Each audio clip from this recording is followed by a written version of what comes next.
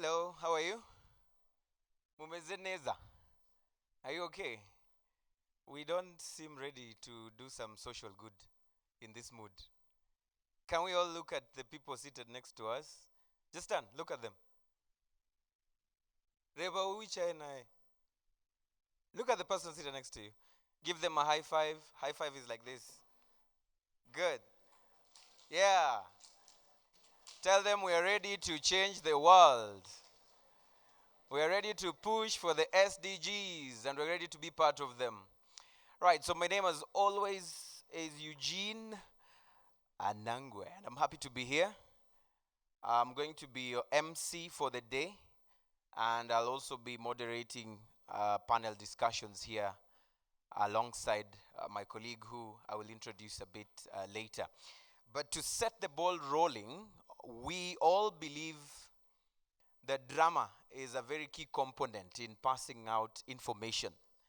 And we are privileged to have the drama queens. I can't wait to see their skit and probably understand why they call themselves the drama queens. They have a skit or a play or a drama on gender equality. Let's give them a round of applause. Let's clap for them as they come to a Komera Mashi Menshi. Thank you. The floor is yours. Muraho. Amazina yanjye ni George. Nari umuntu utemeranyaga cyane n'ikintu cyitwa uburinganire. Nari mfite ide atajyanye nabyo rwose. Ariko umunsi umwe byose biraza kuza guhinduka. Kera nari mfite ibitekerezo bimeze gutya. Uva, jeka nkubwiza ukuri abagore barandambiye bangeze hano. Batwaye ibintu byose mu gihugu aho ugiye hose abagore n'iki abagore n'iki kwere. Icara nkubwire. Uzi ibibazo nkura n'abagore.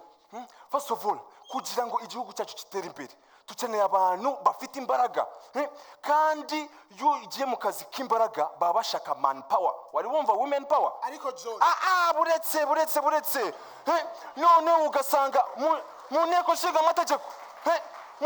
amategeko hari abagore benshi abajama ni bakeya byatari. Ibyo ni iki kwere kandi ari twibwe. Buretse hari no programming ngo nibari ngo he for she. Ariko George umviza ndakubwira iyo program nabwo ari nza ku banyarwanda. Iziza namuna gani abagore bose barimo kubona amafaranga wowe urahi shizashi hari cyo bari baguha wowe kambibuse wari waja kuri K club se sujya usanga ladies night wari wumva men's night se reka ujya papyrus usanga umugabo atanze ibihumbi 5 umukobwa we yinjiye ku buntu kubera iki ngo yambaye maquillage gusa reka sha buretse zenda zakubwira noneho katugena none mu mashuri sibyo abahungu iyo bakoze cya leta amanota bafatira hano hejuru abakobwa hano hasi tugume gutyo tugume hano hejuru. In fact abasore burimo hano muri abagabo pe ni gute mwinjye hano mu ino shuri vita kandi wumva Mother's Day, Women's Day, Daughter's Day, Grandmother's Day. Wari wumva day rabaho ni rimwe mu mwaka kuri Noheli turimo kuvuga data uri mu ijuru urahoje nema wapi reka nje nahaza abagore b'ikigi. George uvero ndakubwira ivyo uvuga vyose you are just focusing on one part. None okay tuje kuri RDB kuri RDB uramuzi wa mukobwa man umugore ari single kandi mwana ivyo cyo turavuga ngaho okay tuje ngaho hafi Kanombe abatwara indege n'abagore barimo nyine ariko harimo n'abajama n'abagore barimo ako n'abajama batangiye okay tuje kuri Air Force n'abagore batwara yego barimo nyine ariko still ni gute abakobwa bafite kuba mu gikoni barimo guteka nabyo gufata indege wasa niyo mpamvu basigaye bafata indege sha ugasanga ziguye mu nyanja tutabizi kubera guhindura imitekerereze yawe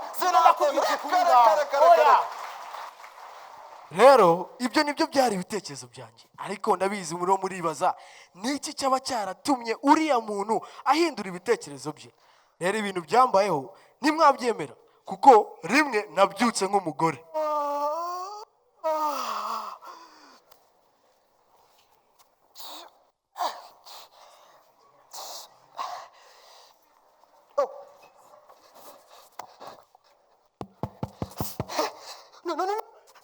sha no George we yo buretse ndaje buretse niho shato ngo biki gihe injira ngwino karana nane karibu niho yo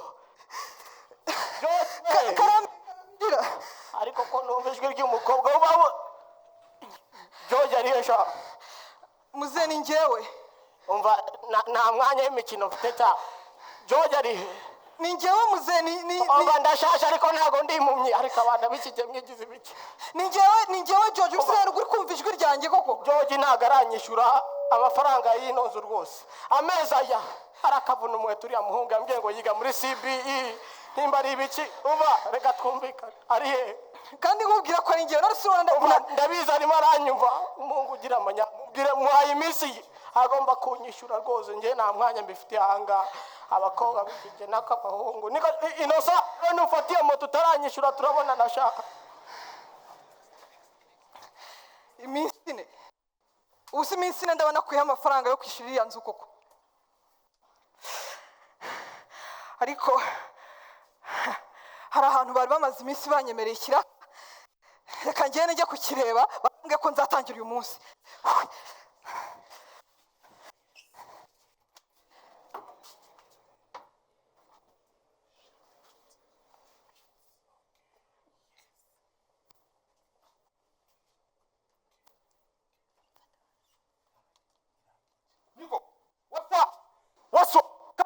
Come here. Hey, si wowe askari wino foundation we. Sasa nijoro numvishe ngo hari sima zasubibye umva. Ninsanga hari umuntu urimo gutwara sima zacu tutarangiza foundation. Urambwira. We! Iyo sa va mu mandazi di. N'amasaha y'akazi di. Hey, saa moya uracyara aho ngaho urimo kurya amagi. Hey, we! Zanira ngorofani tutangirira foundation vuba. Sawa? Hey, fanya raka. Hey! Nico, what are you doing there? Niba nangabona umusajja. Wait, you. Shyira amatafari hejuru di. mwirebe Umva na mandazi dushaka. Hey, wewe. Oya. Hirya yewe. mwiriwe Umva na shikarete tugura hano yewe turi mu kazi. Niki ugusha mandazi ibiraha niki? nahise gushaka akazi Akazi?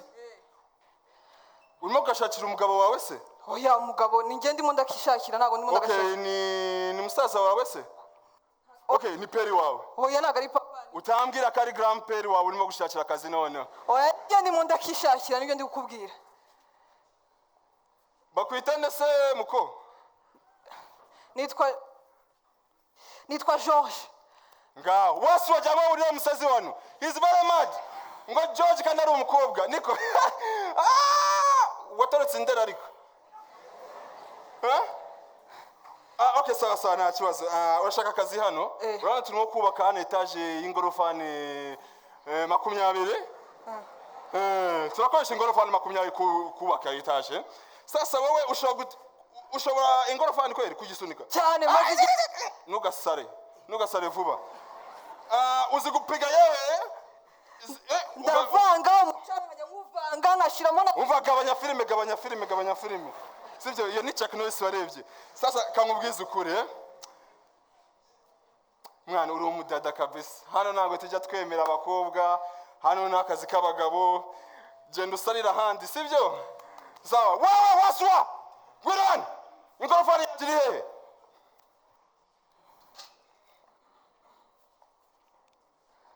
mbega gasuzuguro tanzwe nkora arambwira ngo nago mbashiye gukora kubera ko gusa ngo ndi gusa mugore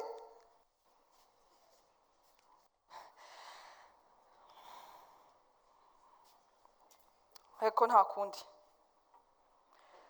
ni ukwemera urwaje nyine reka ngende ku kazi ngo abagore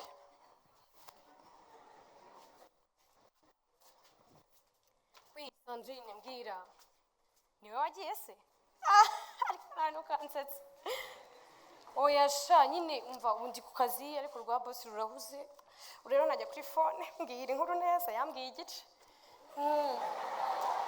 oya di nyina se nari namubwiye akanga kubyemera, azana ibintu ngo azajya kureba umuntu ngo amufashe. Nambwiye inshuti nizo zifasha, reka nagende, sinzi ibyaba arimo. Oya sha nyine ubu ngubu umunsi uraho ndindiye ngo tuzahure, buriya kandi azambeshya, abakobwa urabazi, azifata mbeshye nkaho ntazi inkuru yose. Ako mana we, nk'ibyo ntiyari kuzabimbwira, reka da sha ntabwo duherukanye nyine ubu ngubu. Aha ndindiye ngo azampe gahunda, ariko rero nsigaye nkora amasaha menshi, sinzi ko bizakunda. Umunsi umwe, uno munsi twari dufite abantu baka akazi, ariko simbizi ntabwo baraza benshi. Nyine ubu ngubu ndicaye nta kintu ndi gukora, nta kintu na kimwe ndi gukora ubu ngubu. Nyibwirire. Oya ako wagireka. Yigo Mwaramutse. Urumva nibyo ndi kukubwira, turagenda tugerayo nyine nkakomeza mbona. Mwaramutse. Ndi kuri phone uri kunderanja gato. Igo oya none umva inkuru yaratangiye kumbwira ngo yagiye kureba wa mugabo ukomeye yitwa ngo Damas. Umva turaza kuvugana nyuma, hano hari umuntu ashobora kutwumvira ibintu. Sawa ubwo turi kumwe. Mwaramutse. Nari numvise ngo murashaka abakozi, nari nje kudepoza. Witwa nde? Nitwa Georgette. Georgette. Georgette mukabagura, nari nje kudepoza. Iki kikwemeza ko bari bugwa akazi? Urabona ari icyo ufite cyaguhesha akazi? Ibitekerezo n'ubunararibonye, kubera ko maze iminsi nkorera iriya kampani muturanye igiye gufunga, ariko kuba ko bagiye gufunga ndavuga nti reka nze kuza kudepoza hano ndebe ko naho nabona mu mwanya. Ibitekerezo byawe biragaragara wambaye gutyo. Ibitekerezo byawe urabigaragaza wambaye gutyo. Ibitekerezo no kwambara se birimo birahurira he? Ibitekerezo biri mu mutwe. Ndaza kuza kubivuga ninza kuza kubona umwanya. Ibitekerezo byo mu mutwe bigaragara, ibitekerezo by'inyuma byagaragaye. Ibitekerezo by'inyuma iyo bigaragaye nibwo utangira kuvuga ibyo mu mutwe. Ibitekerezo. Ibitekerezo byanditse se ntabwo nigeze mbyandika, ariko nshobora uri umukobwa. Ibitekerezo byawe nta kamaro biri bugire n'utabanza kwerekana iby'inyuma, nta n'uri bwumve iby'imbere. Baye nkubwiye icara gatoya, boss yarahuze, ubwo nasohoka muravugana. Murakoze. Ubitekereza ariko so umbiriza izi document uze kuziha uwo muri RDB niyazanga mukanya. They just called me for an urgent meeting, ubu ndasohotse, abankeneye bose kuri phone. Uravyumva? I'm going.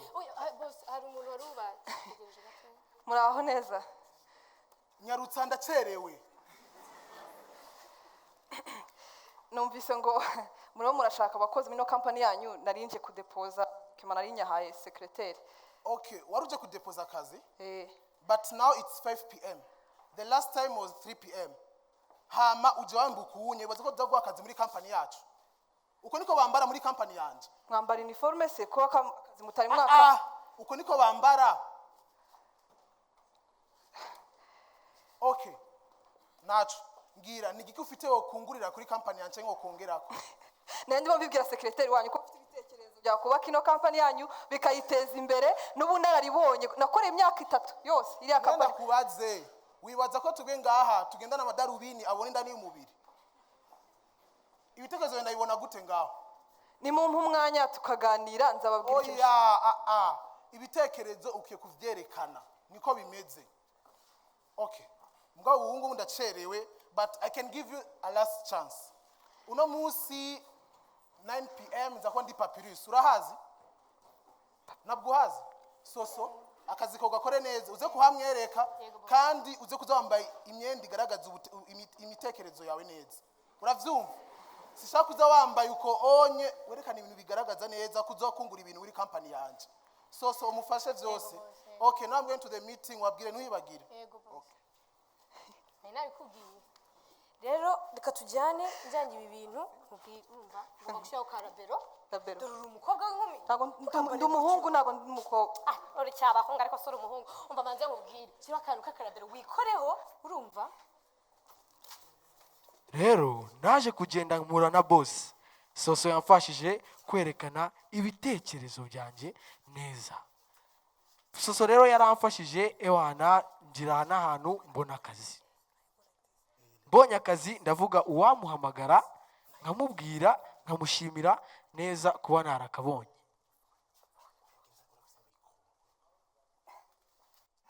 Alo, wi ni so tuvugana. yego wowe urinde Ni Georgette. cyabahungu Nyine mbahamagaye ngira ngo mushimire. Naragenda bikurikiza. Maze n'akazi narakabonye. karabero ubwo warakibutse ndabyumva Ego kure dutatu dutandukana duhindura para. nizere ko utikozeho Kwikoraho gusa ahubwo nizere ko ntikozeho. Umva, reka nkwibura akazi kwa mbere. ntacyo tuzahura kuwa mbere ubu Sawa.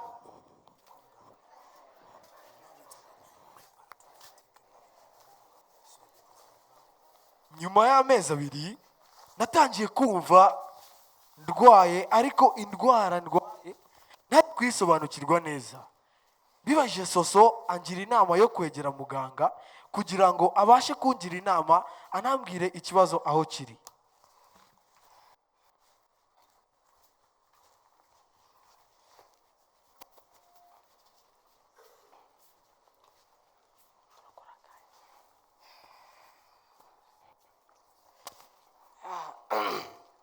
muraho muga yego rero nari mfite akabazo sinzi nimba ntakababwira ahangaha oya ntacyo twize kugira ngo tujye twumva ibibazo by'abarwayi tubafite ikibazo cyanjye rero iyo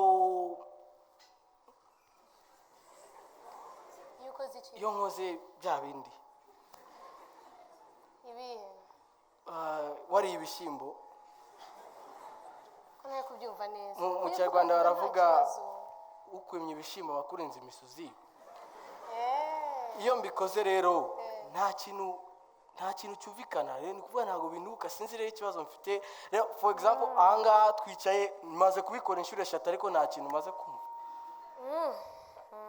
sinzi rero ikibazo mfite zagaruke ejo tugomba kukuvura amazuru ikibazo cy'amazuru ufite humura nta kindi kibazo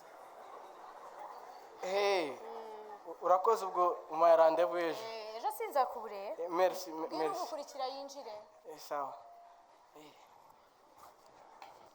ngwinjira iriwe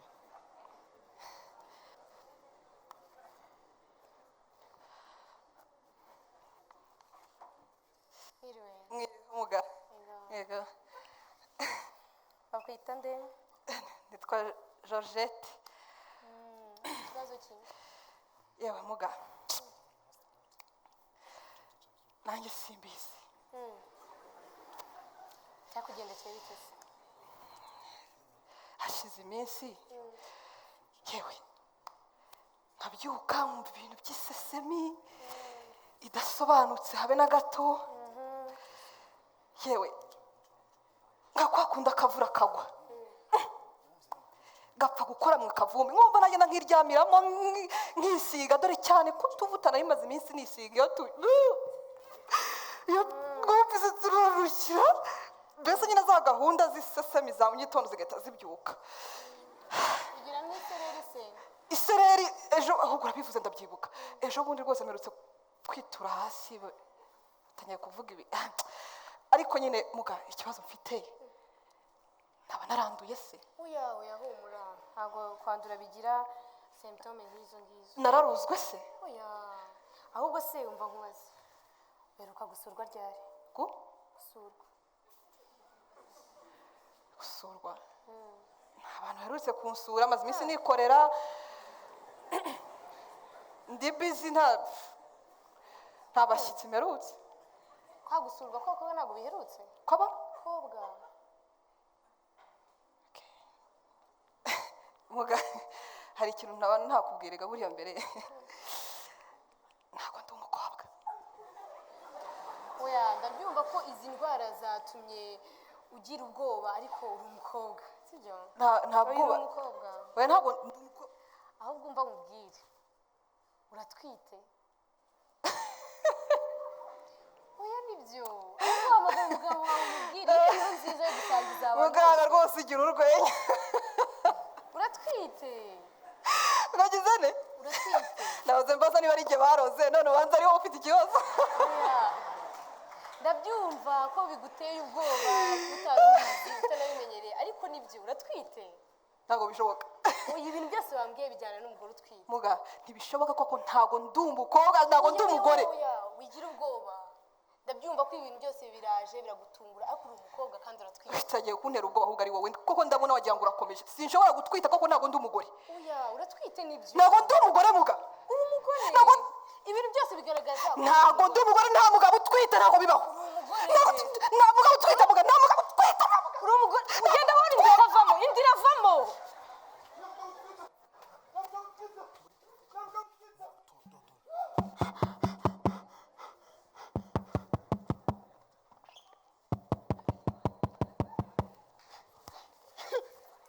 narotaga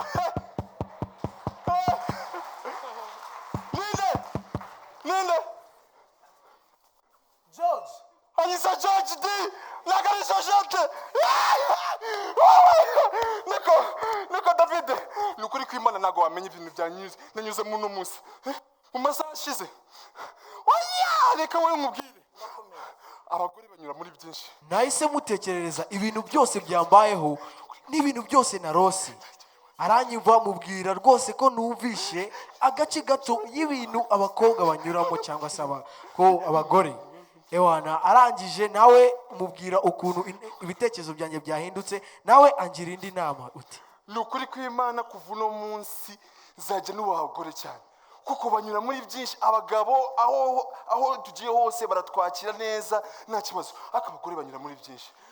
Nukuri kw'Imana byose wavugaga nibyo ndabyemeye bitahu kabisa nakubwiraga ndabibonye pe kamera kure. abagore barakomedi Asha. ni ba Samson kabisa. This is for everyone in the theater. When we talk about gender equality refers to equal rights to everyone, equal responsibilities, and equal opportunities. And joining all of that, we want to construct a better future. A future with No poverty. quality education justice. Industrial innovation, sustainable cities, No hunger. no climate change Peace. good jobs and economic growth. and with all of that, we need the partnership for the goals. Thank you.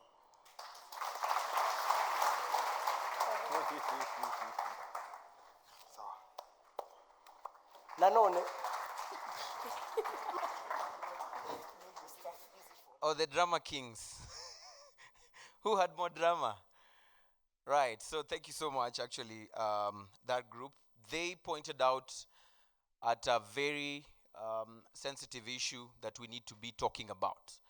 Conversations that we need to be having when it comes to gender equality and the place of our sisters, the place of our mothers, the place of our girlfriends, all of them. We need to be able to have these kind of discussions, and that is why we are here today. And in a nutshell, what they were looking at is what today we call the he for she movement. And I'd like to take a few seconds just to mention that if you want to be part of this movement, it's very simple. We are all the .com generation today. Nivo fiteka telephone kawe kafitu change. The smartphone. Can you lift it up? Let me just see. Put it up. Put it up. Your smartphone. Just lift it up. We won't steal it. We won't laugh at you if you have a kashara sharami. It's okay. Kasharami. Yeah, that one. So all you need to do is just go to www.heforshe.org. Write it down. If the internet is not working right now, you can do it in your break time. www.heforshe.org.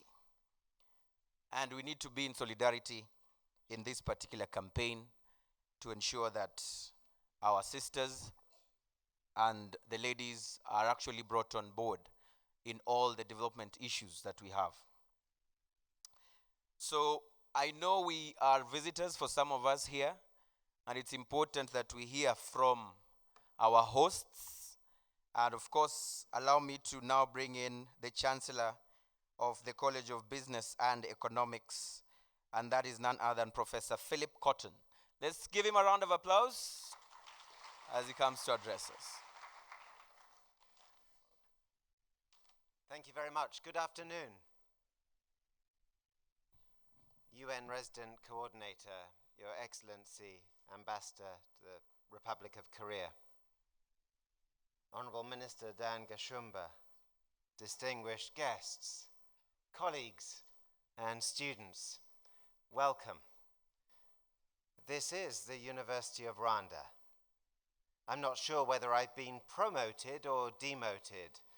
Chancellor of the College of Business and Economics. My goodness. My name is Phil Cotton. I'm Vice Chancellor of the University of Rwanda. The University of Rwanda, that is the only public university in Rwanda. It's the largest institution in higher education in the country. We educate more than 40% of all students at university in Rwanda. We have about 34,000 students on 14 campuses and about 2,500 staff.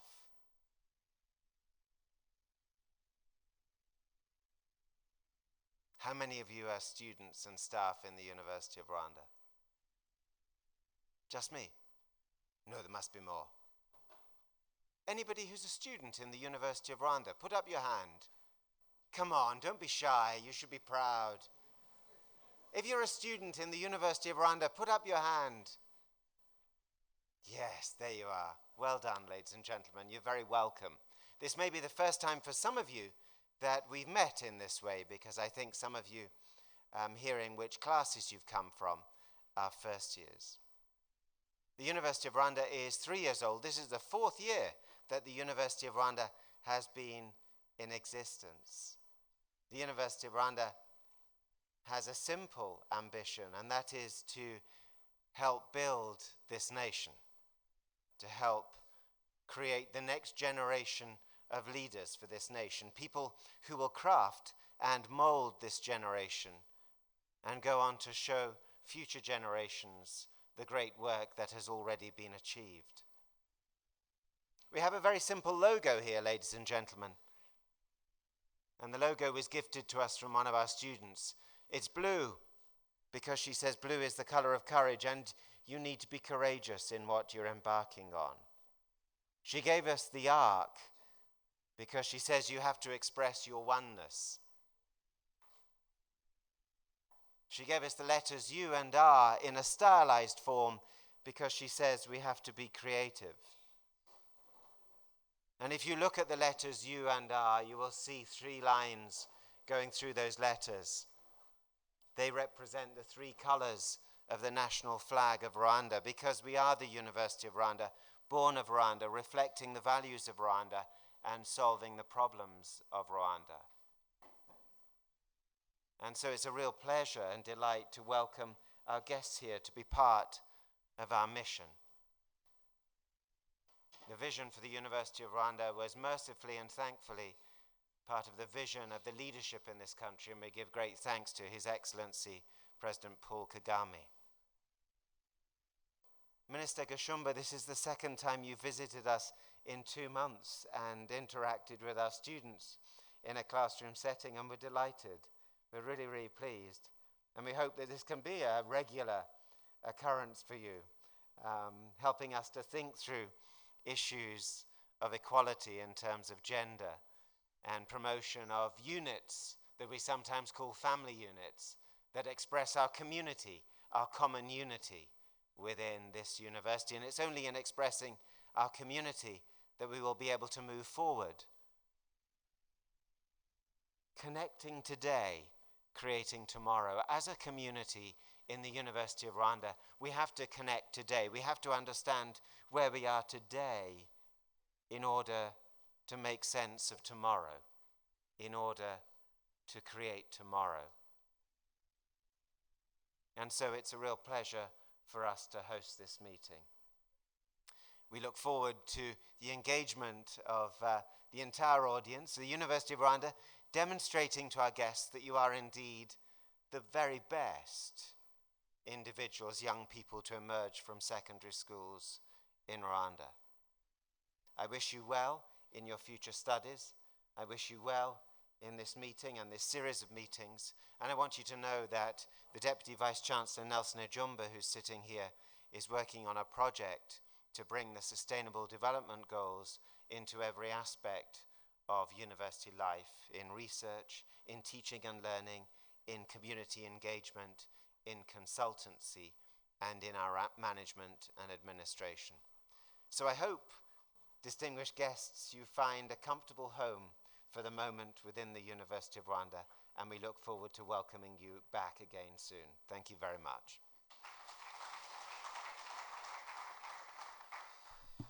Thank you so much, Professor Philip. And of course, sincere apologies for that mishap on the title.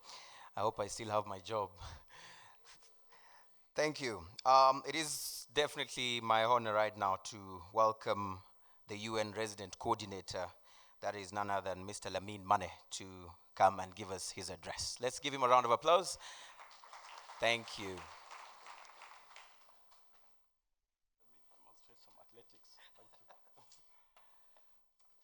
Thank you very much, moderator. Thank you, Professor Philip Cottin. Nyakubawa, Minister wa Gender na Family Promotion. Professor Philip Cottin, the Vice Chancellor, University of Rwanda. The representative of the Minister of Youth and ICT. The Chief Operating Officer, Private Sector Federation. Excellency, Ambassador of the Republic of Korea, Mr. John Taganda Semafara, Director General of Rwanda Meteo Agency, Excellency, Representative of JICA, senior government officials here present, Deputy Vice Chancellors, professors and lecturers, representative of civil society organizations, the private sector and the media, my dear colleagues from the One Rwanda UN family, our dear moderators, Ruby Eriko, Bana Baku Dukunda, the youth, and our dearest young brothers and sisters who are here present, all protocols observed. Mirwe Mwez. Professor, I think we need energy. Mirwe Mwez.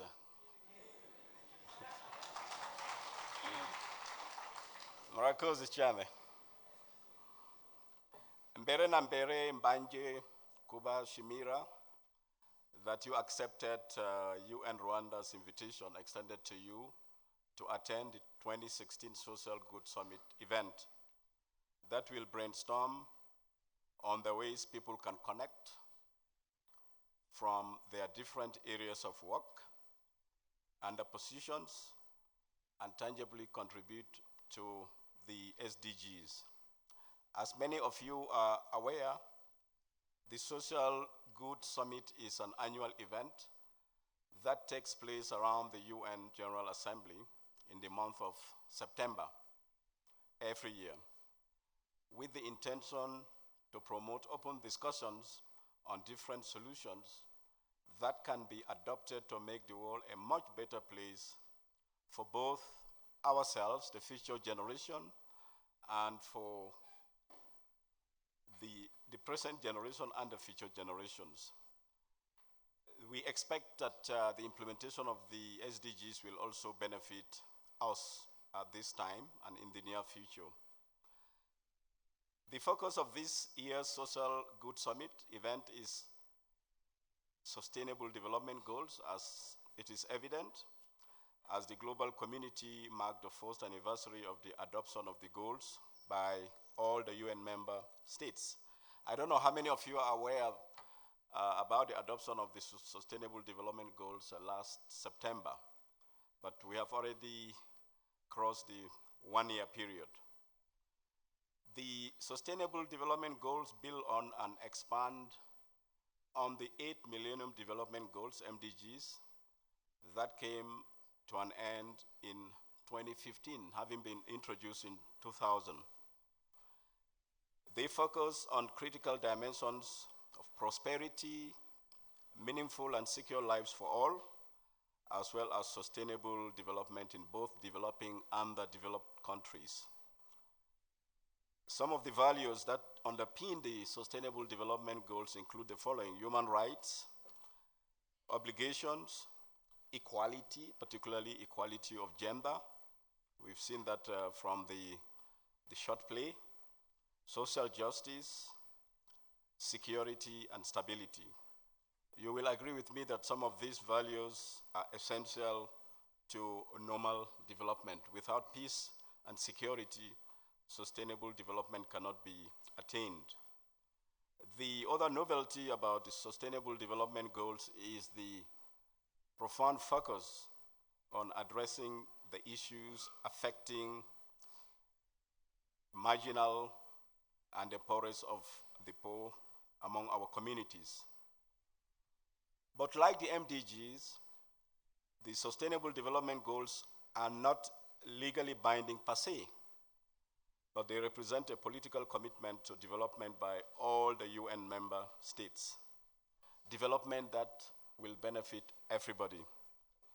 That is why all of us, including yourselves, as Professor Philip Cotton has mentioned in his introductory remarks, all of us, wherever we are and whatever our positions, have a moral obligation to contribute to the realization of the Sustainable Development Goals.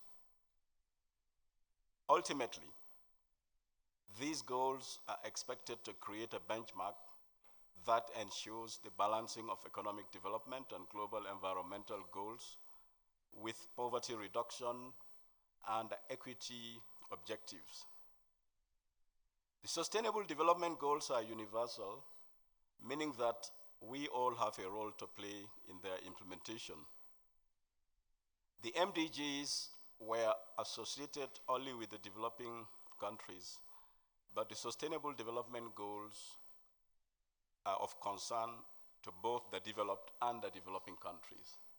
And it is of note that the first leaders who actually set up SDG monitoring units in their offices are from the developed countries, notably the German Chancellor, who was the first to put in place a unit for monitoring the progress towards SDGs, the Canadian Prime Minister, and many of the leaders of the Nordic countries.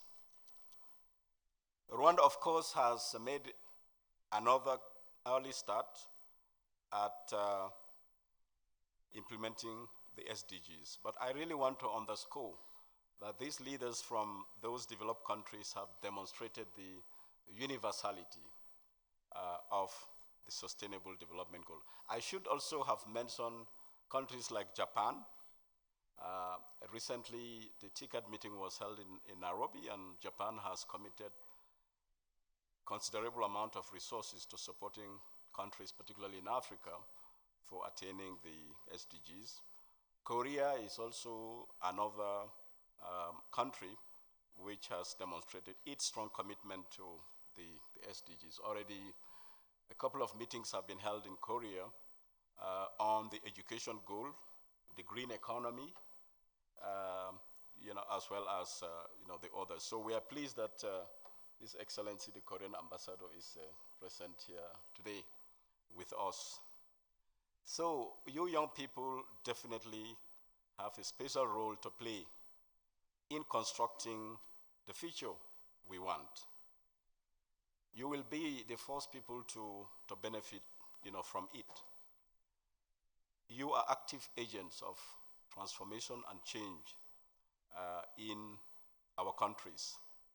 So this is why, ladies and gentlemen, I am very excited to see such a big number of you turning up to actively participate in this meeting.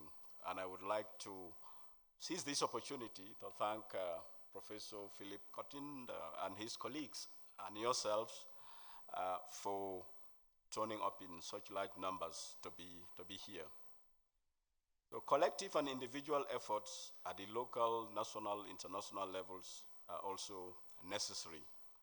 And here we in the UN family see CSOs, the civil society organizations, as key allies in the attainment of development goals, particularly the SDGs.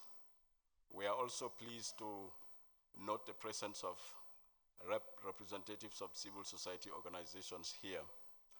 So as we were informed, projected unmet investment needs of sustainable development goals are estimated in the range of $3 to $7 trillion in developing countries alone. This indicates a funding gap of $2.5 trillion. Well, I'm citing these figures just to underscore the ambition and the universality of these goals. The idea is not to discourage, even before we start, but to underscore the kind of hard work we have to do. A recent analysis done by the UN family, the UN system, indicates that the goals are indeed attainable, but it requires a lot of work. It requires deepening of partnerships, and that brings me to the private sector. The private sector's involvement in the MDGs had not been to the desired level. In the case of the SDGs, the UN family and the leaders have center stage the private sector as a key agent in the attainment of these goals. So here also we are pleased to note the presence among us of representative of the Private Sector Federation, precisely the COO. So government will need to strengthen the partnership with the private sector, and here in Rwanda, of course, we have noted the strong commitment of the government to forge greater linkages with the private sector. Within the businesses themselves, solutions, as you know, lie in innovation, new business models, and the right leadership. This needs to be combined with a better regulatory framework, smart public incentives, dynamic technological innovations, and an educational system that will facilitate the attainment of all these goals. So we believe that the role of the educational systems like yours in supporting technological innovation and entrepreneurship is critical to the attainment of the SDGs. So we are seeing a progressive reorientation of Rwanda's educational system to render it an important instrument for closing the skills gap. And so from the play, we noted the continuing difficulty that the young people face to get jobs. But we believe that the implementation of the SDGs will contribute to reducing the problems that are being faced. We as development partners also note with satisfaction the strong commitment of the government of Rwanda at addressing the problems of employment in the country. We are convinced that the problem is not lack of programs and the will and the commitment on the part of the government to address the problems of youth unemployment. We are working with the government to assess where the policies and the programs could be retuned to make them more amenable to accelerated job creation. I am dwelling on this issue because I know it is of deep concern to you.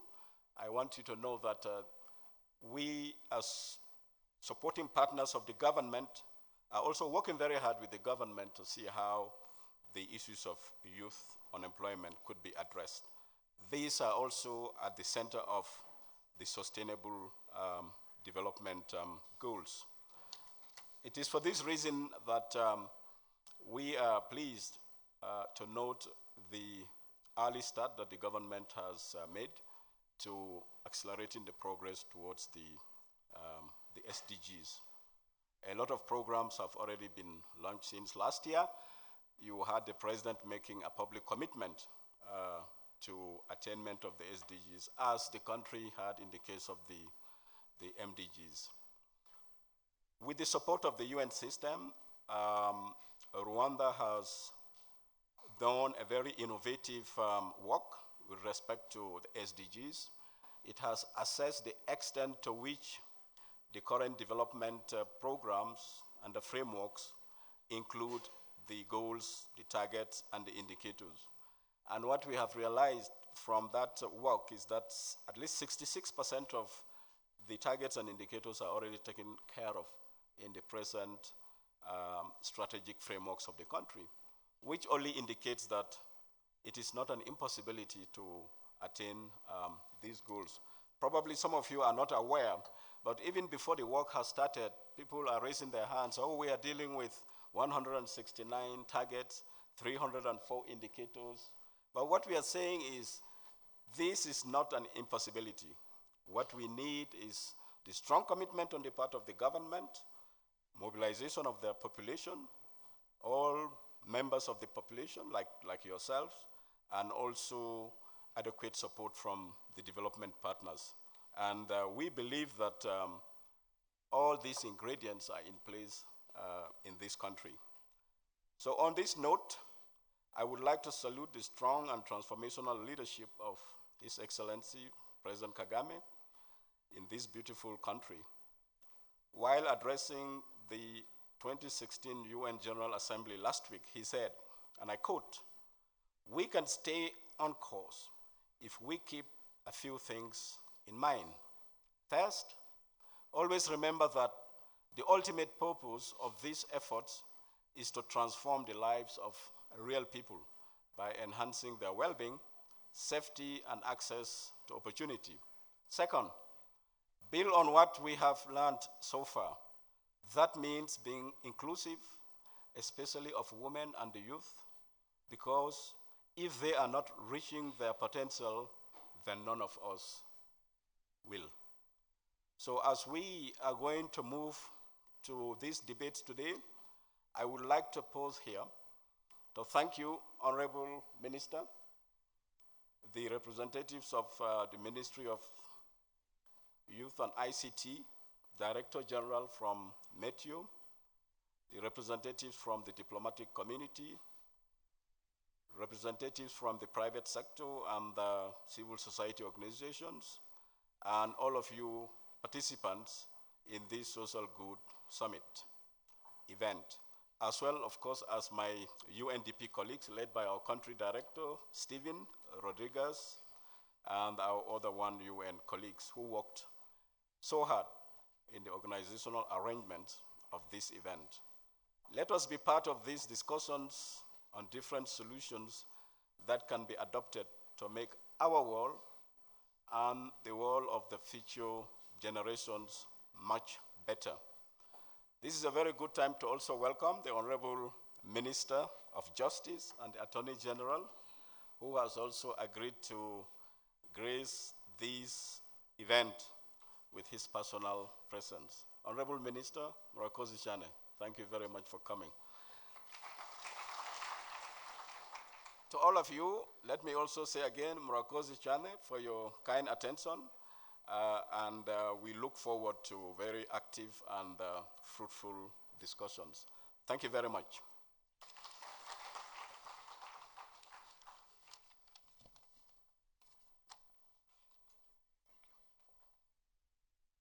It deserves a better round of applause. Again, let's just give him another round of applause.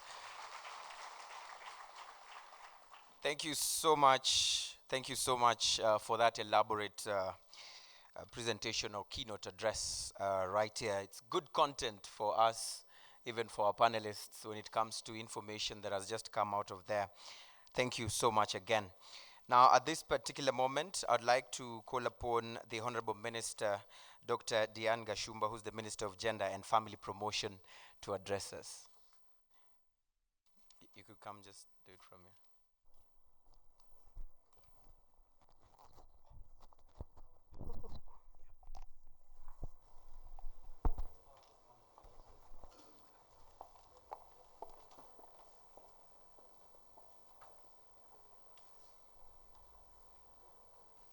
Honorable Minister,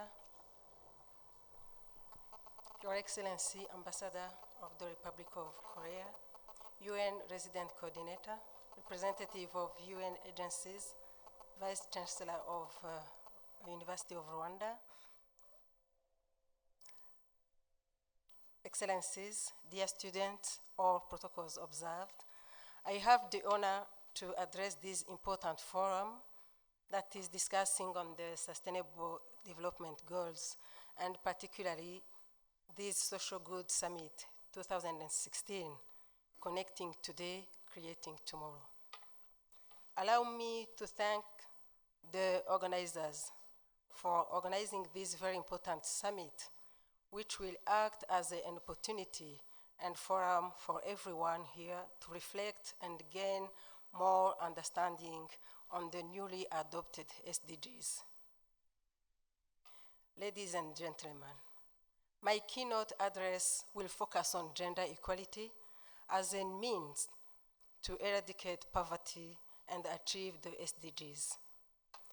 As we gather here, it's paramount to celebrate the central position of gender equality in the Sustainable Development Goals. I appreciate and highly recognize the contribution of UN members in reaffirming the necessity to adopt a standalone goal on gender equality and ensure that gender equality is mainstreamed across all goals. I would like to use this opportune moment to highlight that there is interconnection between gender equality and sustainable development goals. Therefore, it is very critical to keep gender at the center of every aspect as we transit in this journey of gender equality and the empowerment of women and girls in the 2030 Agenda for Sustainable Development. Allow me to briefly talk about this with a particular reference to my country, where the government of Rwanda, under the visionary leadership of President Kagame, has pursued a forward-looking approach to rebuild a new Rwanda based on the principles of good governance, sustainable development, and equitable sharing of natural resources. The government of Rwanda have spared no efforts in bringing to the forefront of the national development goals. The principle of gender equality is the center of each effort in this government and across sectors. Gender inclusion contributed to creating opportunities for those who were historically discriminated and denied access to their citizen and human rights. The government managed to put in place enabling policies and institutional framework where a national gender policy, national policy against gender-based violence, national family promotion and protection policy, among others, have been developed and approved by the government.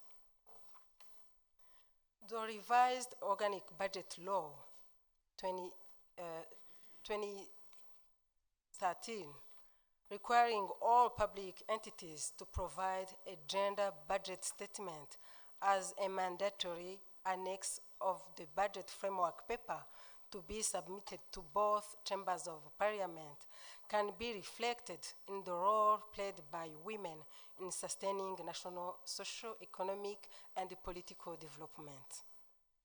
Thanks to a strong political will and a gender-friendly environment, the country was able to achieve tremendous results in the MDGs that will be stepped up in the new framework of these SDGs we are discussing today. Allow me to quote His Excellency President Kagame while addressing the 71st United Nations General Assembly in New York, United States. The head of state called on the UN member states to take into account the lessons learned from previous experiences and to promote inclusive growth plans that enable particularly women to reach their potential. He said, build on what we have learned so far. That means being inclusive, especially of women, because they are not reaching their potential. Because if they are not reaching their potential, then none of us are, he said. Ladies and gentlemen, empowering women and ensuring gender equality is something that was understood by Rwandans long before gender equality became fashionable or the catch phase in development discourse. Historically, during our liberation struggle before 1994, even more recently in reconstructing our country, women have contributed greatly and have been at the forefront of political, economic, and reconciliation initiatives. Greater participation of women in the political process has been important in that it has particularly reversed a long history of patriarchy and discrimination. As we move forward to attain the SDGs goals, achieve gender equality and empower all women and girls, we should permit that globally negative gender stereotypes still persist, as well as resistance in some quarters to abandon historically patriarchal structure. Practices such as gender-based violence still hinder women's advancement and empowerment in some countries. Such practices, for instance, limit women's chances to use their available opportunities to pursue careers in politics and other professions. Therefore, collective efforts will be needed in order to end all forms of discriminations against women and girls everywhere, eliminate all forms of violence against women and girls in the private and public sectors, including trafficking and sexual and other types of exploitation. Eliminating all harmful practices such as child, early and forced marriage and female genital mutilation, recognize and value unpaid care and domestic work through the provisions of public services, infrastructure, and social protection policies, and the promotion of shared responsibility within the household and the family as nationally appropriate. Ensure women's full and effective participation and equal opportunities for leadership at all levels of decision-making in political, economic, and public life. Ensure universal access to sexual and reproductive health programs is a key and fundamental right to everybody. Ladies and gentlemen, as I conclude, it is important to underscore that development can never be attained or sustained when a section of people, women or men, continue to face discrimination and abuse from societies in which they live, and we can't talk about poverty eradication and development without talking about gender equality. We need to renew our will towards gender equality, accompanied by concrete policies and measures to eradicate poverty. This way, we will all have SDGs fully implemented. And as I'm talking to youth, I want to highlight that you are the future of this country. You are the implementers of the policies that are put in place for you. And you are a strong pillar for the sustainability of the gains put in place and achieved by the effort of the government in partnership with many agencies, including UN and universities and the public sector. Thank you very much.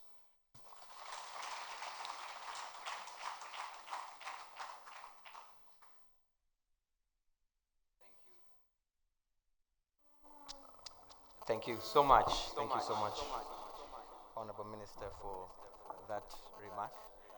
And of course, at this particular moment, I'll throw it over to my co-moderator, who will briefly introduce herself, and then we'll pick up the program for now.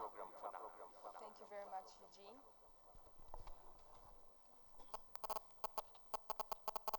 Thank you very much, Eugene. Thank you for everyone for being here. We are going to talk about different topics, and the one we're going to start with is a topic that, as Mrs. Minister have highlighted it, is key to ending poverty. We're going to talk about gender, and as we have seen and as students have shown it very well, gender is a key issue. And as you may know, in sub-Saharan Africa, $95 billion are wasted basically each year because of gender inequality. So to end poverty, we need to really look much more into gender equality. We are going to also talk about gender, not only because it's good for the economy of our countries, but also because it's just. We have almost as many women, actually more women than men in the world. So we have to really making sure that we are using those capacities at their full potential. So to discuss on that issue, we're going to have very resource people with us. Thank you, Mrs. Minister Mijeprof, Dr. Diane Gashumba, for being here with us to discuss that. We have also Mr. Emmanuel Haumudemi, advisor to the Ministry of Youth and ICT. And we have Mrs. Yvette, that is, Mukagwema, from PSF, that is going to help us discuss those issues. Thank you very much. And we also thank our audience. We have high-level officials, we have professionals from all sectors, and of course we have the youth, because we're here for you guys. We are here so that you can embark on that journey to sustainable development for tomorrow. So thank you everyone for being with us, and we hope that you are going to be able to actually interact with the panelists, because this is supposed to be a dialogue and not a monologue. Yeah. Thank you for everyone for being here. Good. And of course also, just to make you aware, there is a competition that is going on. This iPad is up for grabs. It could be yours if you came here with a Kashara Sharami. You could be walking home with this. And it's very simple. All you need to do is tweet using the hashtag, which is right there on the screen. And the hashtag is a very simple one. SGSRW 2016.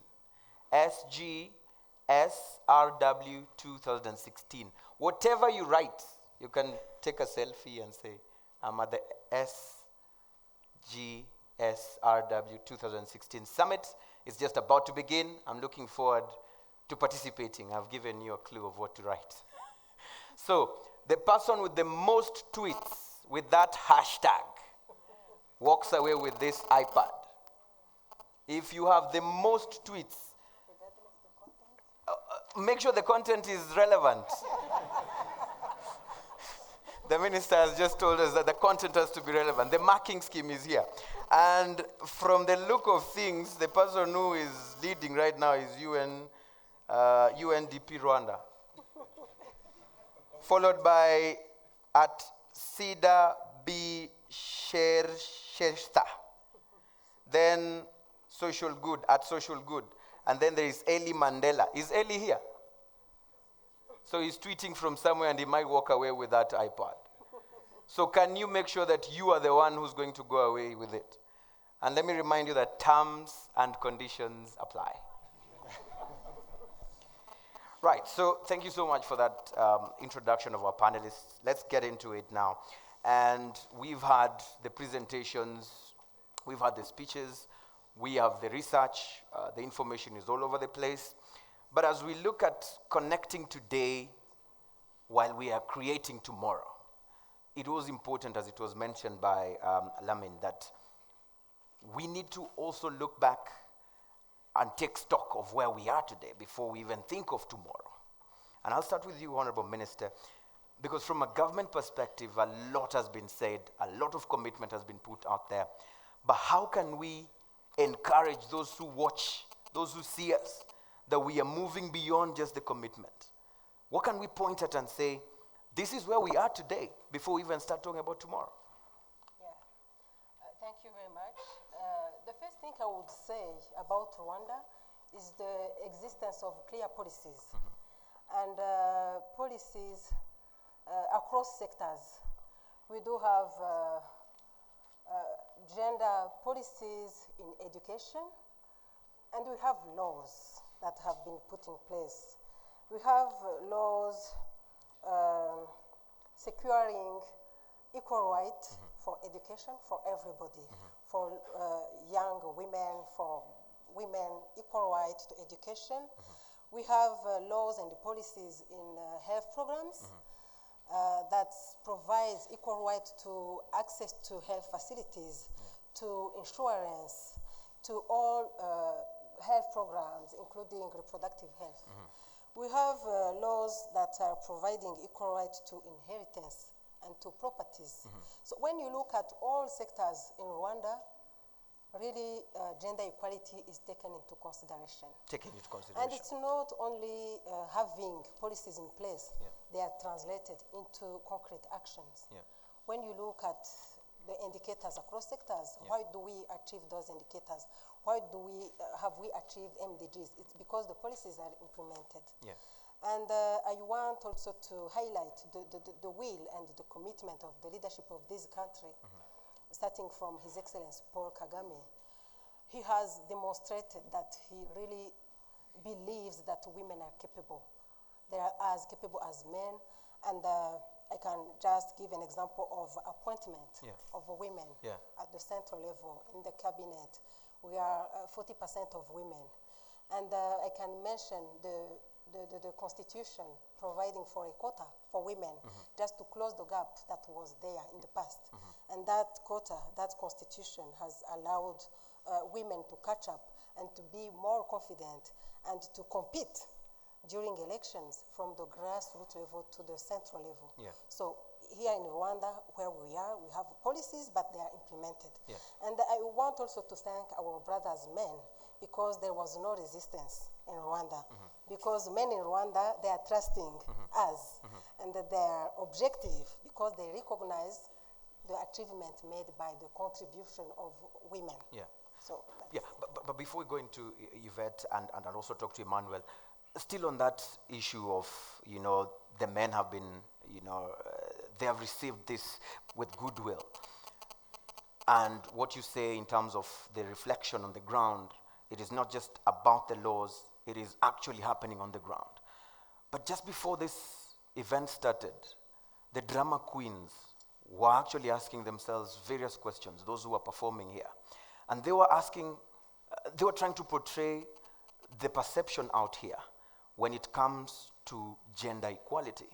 We have a cross-section of people who are feeling like we are giving too much to the women at our expense as men. How do we work on dealing with that perception? Those who are saying, hey, you go to a club, the women don't pay, the men are supposed to pay. Hey, you go here. What can you say about that? I don't know where this perception is, but I don't have the feeling that men in Rwanda are complaining, especially that we have positive results of everything we are doing to empower women. So, yeah, I can't say nobody's complaining, but to me, even the quota we've put in place, all the effort were in order to bridge the gap, because there was a huge gap. So today, I wouldn't say there is inequality between women and men. Actually, we are not yet there. Yeah, we are not there. We still have to empower women in some sectors, especially in big industries, big companies. When you look at the number of women owning big companies, they are still few. Yeah. But I would say we did a great job. We did very well in education, because when you look at the figures, when you look at the attendance in universities and high school, we are doing good. Yeah. And I want also to give the example of the justice system. I want to thank my colleague and the whole team in justice, because when you look at the participation, contribution of women in committees, conflict resolution committees at the grassroots level, even the judiciary system, we are doing good. Right. But we still have a long way to go in some sectors, and I really don't think many men are complaining. They're not complaining. I think there are few. Let me talk to Emmanuel. He's seated here listening to this. Emmanuel, if we have some men in a certain corner who already are complaining right now, and they hear what the good Dr. Honorable Minister is saying, that we are not yet done with you. Thank you for. Yeah? Thank you.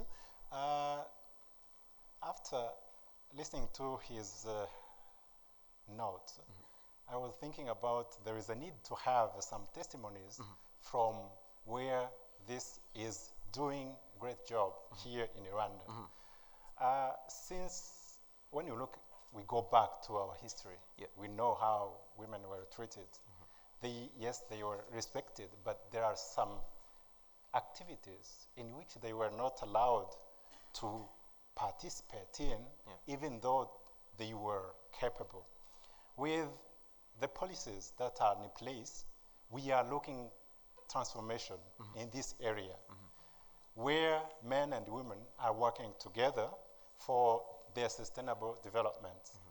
Where there is some problems is where we listen such kind of complaints, like the one in the place. Are we taking those complaints seriously, or we're just saying, you'll be fine? First of all, we take them seriously, And so what that do we do about those that? kind of remnants Yes. of this legacy can be even removed. So for us, this teaches something that we need to augment our efforts, to increase our efforts to really make gender equality real here in Rwanda. Right. Powerful. Yvette, you're from the private sector, and the role of private sector in the Millennium Development Goals has been mentioned as it wasn't that, as it was expected. Now we're in the SDGs. Where do you see private sector coming in, especially on issue of promoting gender equality as a tool of eradicating poverty? Yeah, thank you, Eugene. I think I want to emphasize what the minister said, that we are not yet there in promoting gender equality or in promoting women in the business. Because those who might have complained about the gender equality or the privileges given to women, maybe they don't look at the statistics. They just hear about policies, they just hear about what's going on, campaigns, but they don't see the reality on the ground. When we take like the private sector, and we go in the businesses, like if you call manufacturers in this room, we'll have the room full, and like women will be only 5 or 10 among the 400 people in manufacturing sector. When you go in construction, when you go in bankers, you will find it's not even 10% women. So we really need to put much effort in promoting women in business. But when you go to this small business, what you call one-man business, or these micro businesses in markets and so on, you'll find women are more than 60%. All those small businesses, they are for women. And those big businesses are for men. So you need to analyze why. Why women are in very small businesses and women in big businesses. And if you analyze well the businesses, you'd find those big businesses which are run by men, the real engine behind the business is the lady, but she can't be seen anywhere. Why? Because the mentality is yet to be improved. Because we still have to promote so that the woman who is really running the business in the real sense, the woman who is really the engine of the business can be brave enough to say, I'm the owner of the business. So there is complaints which is based on the strategies, policies, efforts that's being done, but not really looking at what's happening on the ground. What's stopping us from looking at what's happening on the ground? I think I'm the one who should ask you that question. Because me, I don't see that. So if you are the one, But you're the one saying it. You're the one saying it. So tell me. No, I'm on the side. My eyes are looking the reality on the ground. Yes. I should ask the question to those who complain. Yeah. Why do you see what's being done as effort to promote and don't see the reality on the ground? So what stop people? What I think, because we've taken years and years being with the mind of women should be at home, should be doing this, and men, they are the one to do this and this. Yeah. It have to take the same, I can't say the same years, because if we take the same years, then that's worse. But we need to put much and more efforts to make sure what has been done, we try to correct. And to correct the things, it can take one day. So if we put too much effort, don't think, no, by the way, this is caring, women are going to be promoted more than men. No, it's because there are things which have taken like 100 years and we need to correct it in 2 or 3 years. Yeah. Then we need to put much effort. Right. That's what people doesn't see on the ground. Yeah. I want to play the devil's advocate, although he doesn't pay me. But from what she says and what we watched here, because they say drama is the mirror of the society. What we see in these films and these dramas is sometimes what's actually on the ground out here. And there was this perception that was trying to be brought in there that when you have these ladies in these particular positions, they would be on the phone, you know, there would be the productivity level compared to the men is not comparable. I mean, this is the perception. How do we address this? I personally believe that what matters more is who is benefiting for those opportunities. I wouldn't mind if a company is owned by a man, but what I'm looking for is that women benefit from the product of the company or enterprise or business. So as long as there is equity in terms of benefit, I wouldn't mind. You wouldn't mind. So numbers matter because of our history, but to me what matters more is the result and the beneficiaries. Yeah. Right. Emmanuel, Yvette said that when you call these big investors, these companies, you would see very little numbers of women in there. Who do we point a finger at when we talk of, when you're looking at solutions, so that we can address those solutions? Where do you think the problem is? Almost I go to the background of our history and look at how this platform is in place. We need to look at legal framework and policy when the policy have been put in place. And if policy are in place, how long did it take to create an impact in the society? In my opinion, I'm optimistic in this area because at the moment, I'm happy with the policy in place, legal framework in place, and then I'm seeing some implementation of correcting those errors that were in our society, and even some results. So I'm looking at the future because I'm seeing things on the pathway, the good way. So in my opinion, I cannot go outside and put an alarm there and saying that things are not working, but it needs time to see all these things working because some result sample are there in place. But also, we cannot ignore that there are some mindsets in people who have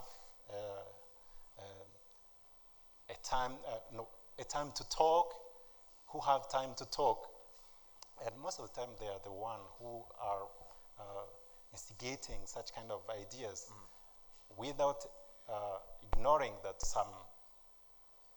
some cases can be identified where gender mainstreaming, where gender equality was not taught well to a certain number of people. Right. So even some consequences that one can base, there are some cases where people had about gender equality as a kind of, there is what we call commutativity. See where you were as someone weak or considered as weak, seeing women as weak, and then at the moment people thinking that men are now being made weak to go in the place of women, which is not true in our move to gender mainstreaming. Super.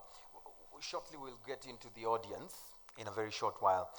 But as we go to the audience, it's important to also create that benchmark for this particular point, because we are talking about using gender equality as a tool of eradicating poverty. In simple terms, Honorable Minister, how can we do this? How can we achieve this? What do we need to do? It starts with skills, education. Because when you want to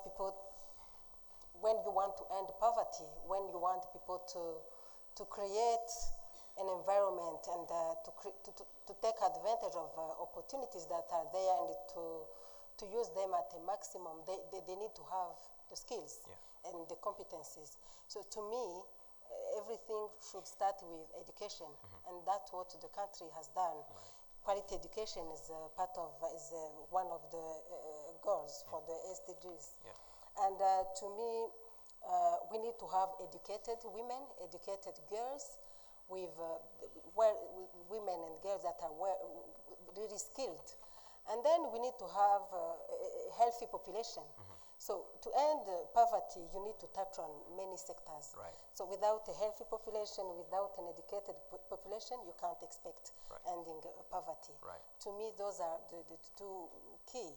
But there is another one, you need to empower the person you want to develop, and if you want to end poverty, you need an economic empowerment, you need to make sure that they access to information, they know the opportunities that are there, and they know how to use them. So there is a need of empowering in terms of knowledge, but also capacity. Super. No, there's no silver bullet to that. Yeah. Go ahead. Just to remind that, of course, the content is very important in the tweeting that you are doing. And some of the questions or some of the comments that you are going to put on Twitter, on the Twitter wall, are going to be asked directly to our panelists. So that's a way for you to communicate and to actually make some comments lively while the discussion is being made. And one of the comments that has been done already by Niyongabo Eric is that the problem also of gender equality is not necessarily that men do not want women to take that place that both of them want, but it's also that women do not take the advantages and the opportunities are given to them. And is it the case, and how to tackle that? In some areas, I would say it is the case.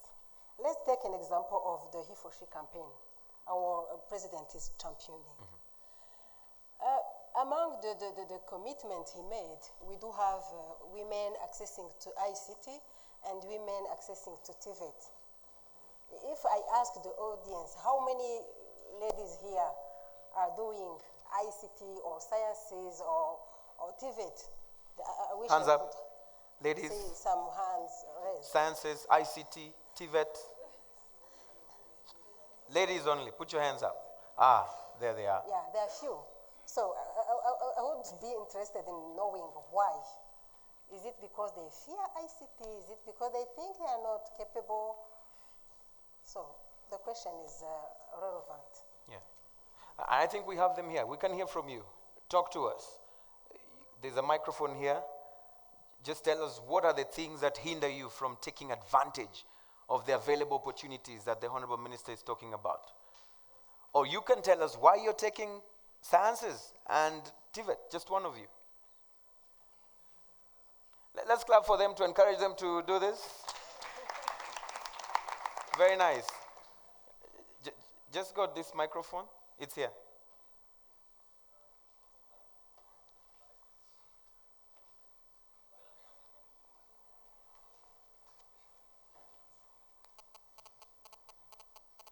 Just say your name and the course and why you're doing it. Thank you. My name's Alconces. I'm still in high school. I'm doing physics, chemistry, and mathematics. And what made me choose sciences, it is only the fact that I love it and I feel that it is a weapon to change this world. Power to you. Another important element maybe is that we are conscious that maybe not everyone may be comfortable in English. So feel free to ask your questions in English or in Kinyarwanda. I'll play as the translator, and at some point in the discussions, we'll do some little wrap-up in Kinyarwanda for those who would have missed one bit or the other. So any language you would like to ask your question in, please feel free. Yeah. Do you have any question from the audience? Any additional point from what we've heard from our panelists?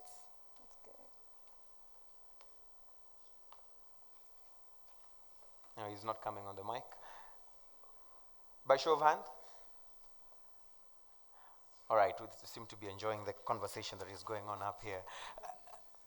Let's get back to this, because there's something that she mentioned, that's Yvette, when it came to private sector companies and the incorporation of women in there. And there's been this notion that it is easy to get more number of women in public institutions than in private institutions. Because one, private institutions will say, I'm here for business. I'm investing these amounts of money. So don't control me on who I should hire. But it's easier to do that control in public institutions. Do you think this is what is making it difficult to have more number of women in private institutions? I don't know what is happening in the private sector. Maybe she should tell us. But I think in private sector as well as in public sector, the recruitment and hiring in Rwanda, at least in Rwanda, is based on competence and on competition. I think they have rules they follow.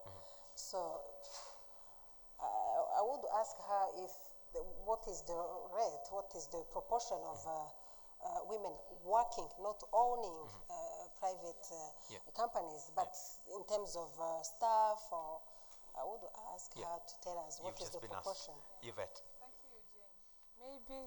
Maybe you misunderstood what I explained. What I said, it's not about employment. I told about ownership of the company. When you go about employment, I think it's the statistics in the private sector, it's 50-50. You find 50% women, 50% men in employment. There is no alarming data which shows women are less than men. But in ownership, you will find the number of, in big companies, the number of owners of big companies for women are very, very low than in small companies. I'll tell you why. Because this, to get a business grown, it takes time. So these big businesses, you'll find it lasts like between 30 or 20 years to 50 years for the business to be strong, to be this big business or investment. So when you take the women empowerment in Rwanda, when it has started, and there is time to understand, there is time to start a business. You can't say in 1 or 2 or 3 years that business ladies who has started the business, tomorrow it will be a very big business person as the person who started business 30 years ago or 20 years ago. So it takes time for the business to grow and for the business to be big. Yeah. That's why you find this big business is still for men and the small business are for women. But we are optimistic because taking into consideration the efforts on the ground and what we see in women starting businesses, we are optimistic that it will reach where even the big companies are owned by women, but it has to take time. That's, I think, I wanted to You clarify that. Yeah. Thank you. Emmanuel, when you hear this, she speaks of the time it takes and probably what could be causing that feeling of, this, I can't really persevere for this long, I can't really be there for this long. How do we pump this information in the whole society in ensuring that it is important for us to work hand in hand? It is important for us, not just for this generation, but for our future generations. That is ending poverty. How do we ensure that we pump this information? The Honorable Minister gave her opinion on what is required: education, constant education, creation of awareness. To you, what do you think we need to do? Thank you for the question.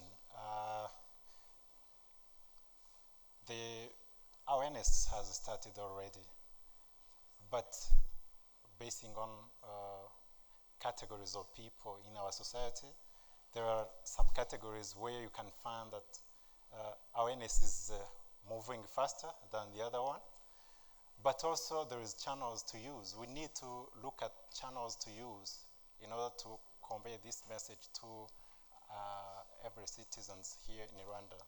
First of all, Rwandans listen to the radios. Message have to be intensified with the real people providing, giving some testimonies on what they have achieved by working together, men and women. The other channel that needs to be used, especially for young people, is information technology. Yeah. At the moment, this can really help you to get any information, to get some or link with others, to really be part of this move where men and women are going together in the development, on the development path. The other one is TV and also real face-to-face conversation with the population. I think Honorable Minister can be my witness that we try to do our best to go on the ground and talk with the population. Yeah. And most of the time you find that those people who are in remote areas or in semi-urban or countryside are among people who understand very well what is going on in terms of laws in place, programs in place. Maybe the problem that can be how they can really tap on this and get benefit from it. But this move is underway, but efforts need to be intensified and go further and further. Right, thank you. Yvette, again, closing. How do we go about this? Ensuring that there's that common understanding that we have to incorporate gender equality if we want to beat poverty. Yeah, I think we need to continue these efforts and do more about the sensitization and mobilization of the women to be in to do business. I'm still talking about business. Yes. But not only women and men also to do he for she, because the men, if they encourage the women, it's that effort from the men. We need it. It's needed because sometimes if there is the woman is empowered, the women are empowered, and they feel they are confident they can do business, but they need to be backed up by the men. Otherwise, if there is no that empowerment from the men, their brothers or their husbands, there is something which still don't go well. That's one. Secondly, there is enough or more than enough policies and efforts from the government side, but we need from the civil society to do more efforts. Civil society, private sector, to put more effort in gender sensitization, equality. When I say private sector and civil society, I include also students here, because once people seated here at school trying to put together their skills and so that they can but they need to think, I'm learning not to go just for the government, to seek for job, but also to do business. How can I apply or use my knowledge in business? Yeah. And that should be a mindset which should come out, an entrepreneurship mindset at the college, at the school. And that's one of the recommendations, by the way. Right. I'm making. Right. I can so hear next time Yeah. we need on the panel or another topic at the panel, like where business people are seated here trying to share experience with these students so that they can have that mindset saying, wow, when I finish, I don't have to go with zero net, that's how they call it, but I can create my own business. How do I start my own business, being even at school? How can I start with my business plan?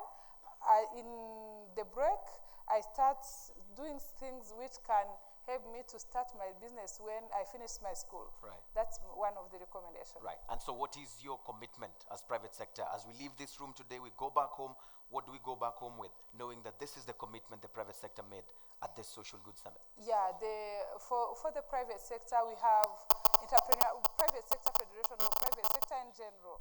We have in place 2 initiatives to empower, to promote entrepreneurship for young generation in general, being a woman, being a boy, and we have in place a promotion of entrepreneurship specifically for women. Right. As you know, we have a chamber of young entrepreneurs where all entrepreneurship promotion for youth are carried out, and we have a chamber for young entrepreneurs where you have a number of programs for women entrepreneurs. So we are very committed, and we welcome everybody who in the room or who is hearing from us to come and to join the private sector. Right, thank you. Honorable Minister, take us home with your commitment from government. We know there's a lot of that, but what can you tell us today as we go on this particular topic? I would say, and it has been always said, even by non-Rwandan, that I would tell those young ladies, those beautiful ladies, that Rwanda is really the best place to live for a woman or for a girl. So take this advantage, embrace all those commitments, look at the opportunities that are there for you, and take them. We'll be profiting. And then I would say for young boys and as well as girls, they're the future generation, and they're the parent for the tomorrow, for the future of this country. And the sensitization, the change of the mindset, it's easier when it starts early. So I would ask them to be good ambassadors and to become good parents that are treating children, girls and boys equally. That's how we will change our society. That's how we will close the gap, and then even in some years, the issue of gender equality maybe won't be an issue anymore. It will be in the routine life of our families. Right. Yeah. Powerful, powerful. Yes. Just before I start the wrapping up in Kinyarwanda, maybe just a small quote that you can reflect on that has been put on our tweets. If you want anything, ask a man. If you want anything done, ask a woman. I'll let you verify if it's true or not, but it's worth noting. So I'll do the wrapping up, I think, before we have maybe some other questions from the audience, if there are any. So, nk'uko twabivuze hariho ibintu byinshi byavuzwe hano singiye kubisubiramo byose ariko by'umwihariko tuvuge ibintu twatahana mbese muri discussion muri uko kuganira kwabaye. Minister Gashumba niwe yari yatubwiye yuko hano mu Rwanda ugira ngo haboneke ugutera imbere k'uburenganire bw'igitsina habayeho amategeko, guverinoma yashizeho amategeko, ariko icyatumye bikunda cyane cyane ni uko hariho n'abagiye gushyira ayo mategeko mu ngiro, baratuma ibintu bishika no ku banyagihugu bato bato. Advisor wa minister hano yarimo aratubwira ukuntu haba mu Kigali haba no mu byaro hariho ukutahura ukumva ikintu cyiswe uburinganire, ikintu cyiswe abagore icyo bamaze cyangwa icyo bakwimarira nk'abantu tout simplement nk'ikiremwa muntu, kuko ntabwo twavuga ati twashira abagore hejuru gusa hanyuma abagabo bagume ku ruhande, ahubwo igihambaye cyo kuvuga muri ibyo twise gender ni kuvuga ati umuntu wese ntabwo bamureba ngo ni umugore cyangwa ni igitsina gore cyangwa ni igitsina gabo, ahubwo ni kuvuga yuko ari kiremwa muntu, umwe wese ashobora kuba afite ibyo yashobora kurusha mugenzi we, tutitayeho kureba ko ari umugore cyangwa umugabo nk'uko tubivuga. Ikindi cyakomeje kugaruka ni ukuvuga yuko haracyariho ibintu byinshi byo gukora, naho u Rwanda ruvugwa mu bihugu byagerageje gushyira abagore mu kibanza bari bakwiriye kuva kera, niko twabivuga, haracyariho ibintu byinshi byo gukora. Nyakubahwa hano yatubwiye muri private sector yuko ni ukuvuga mu abantu bikorera ibyabo cyangwa bategamiye leta, yarimo aratubwira yuko abagore naho baba bafite ibyo bakora ama companies, ariko ikibazo ni uko kenshi ntibayiyitirira, ni ukuvuga bakayiyitirira umugabo wabo cyangwa uwundi mugabo baba bafatanye ibyo bikorwa, kuko hakiriho iyo myumvirire ivuga yuko ari ibikorwa by'abagabo. Twanabibonye kuri tubajije mu banyeshuri, muri abanyeshuri muracyari bato kandi mu by'ukuri mukuriye mu bihe bashira imbere kwihitiramo ibyo mwakwiga, ariko twabonye yuko ibintu bijyanye n'ibiharuro, ibintu bijyanye na science, ibintu bijyanye na ICT, etc. Ibintu mwene nk'ibyo nta bakobwa benshi barimo, twabonyemo babiri. Umwe yatubwiye ati nabikoze kuko ndabyumvamo, ariko twabonye yuko hakiriho iyo myumvirire. Rero twagarutse ku kintu kivuga ati ni guhindura imyumvirire, kandi guhindura imyumvirire birafata akanya, kandi ni nk'uko nko muri private sector hariho naho abakora muri iyo secteur privé bangana, basa yuko abagore n'abagabo bangana, ariko ugiye kuraba abatwara ibigo bikuru byo muri private sector usanga ari abagabo. Kuki? Kubera batangiye kera. Rero iyo myumvire naho irimo ihinduka buhoro buhoro, nk'uko ihinduka buhoro buhoro, rero ibintu bijyanye na gender bizaza biragenda buhoro buhoro, ntibifate imyaka 100 nk'uko yavuze ati turizera yuko bitazafata imyaka 100, ariko birakenewe yuko tubifatira akanya tukabitegereza, ariko tukanabikorera mu kubitegereza. Ni ukuvuga murahamagariwe mwebwe kumenya yuko mufite opportunité, ni ukuvuga mufite imiryango yugurutse, mushobora kuvuga ati ndafite uburenganzira bwo guhindura amateka, naho abagore bo tuvukana, naho ba mama cyangwa ba inakuru batabishoboye, ngewe ndafite uburenganzira bwo kwiga science, bwo kwiga ICT n'ibindi, kuko amategeko yarahindutse. Ndibaza yuko atacyo naba nibagiye. Yeah, thank you. Right. So you can. Thank you so much. Thank you. That was really great subtitling of this movie that we've been watching here today. I want to end this panel conversation with this particular tweet by Niongabo Eric 69, and he says, women should not threaten us, and they should not be seen as the people who just care about family only.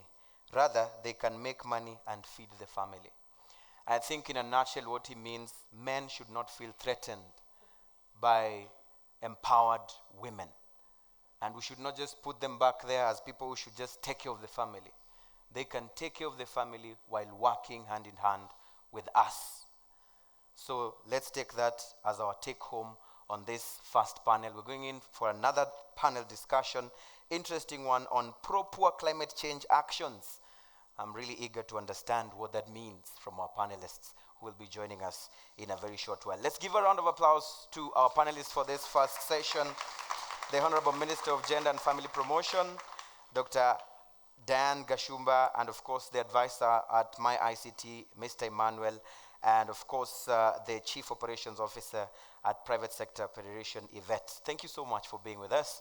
Thank you for being a great audience. Clap for yourself as well, you deserve it.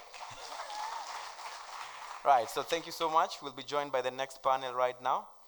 Thank you so much. You're free to... Right. Sorry. Yeah, thank you. Thank you.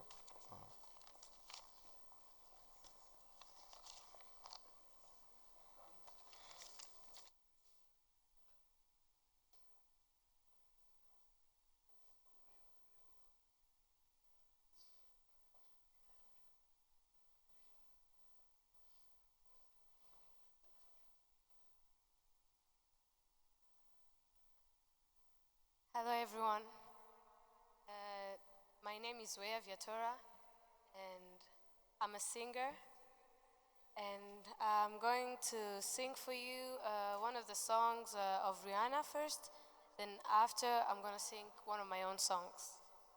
If you know the song, you're free to help. It's called Stay.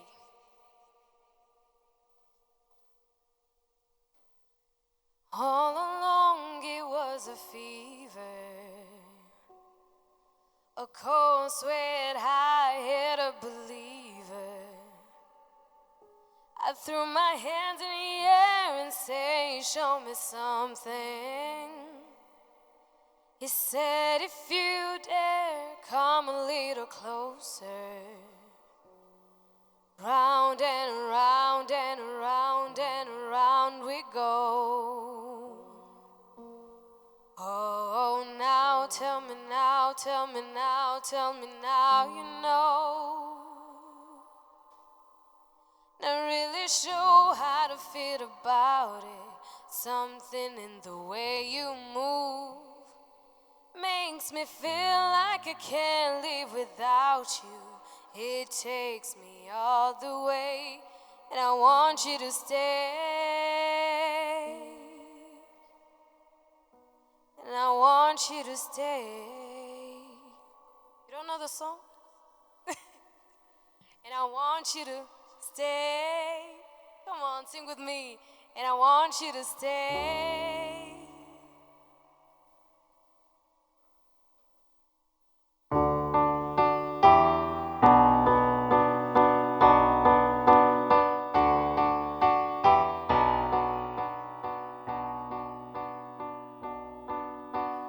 All along it was a fever,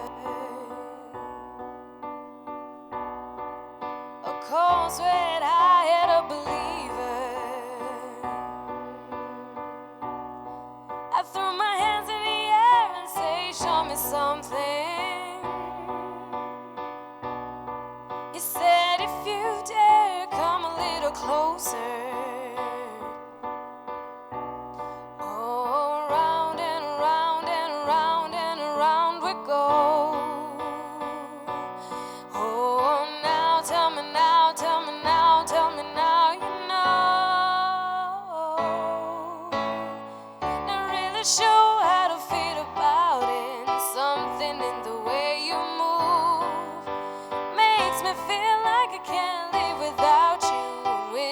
takes me all the way, and I want you to stay.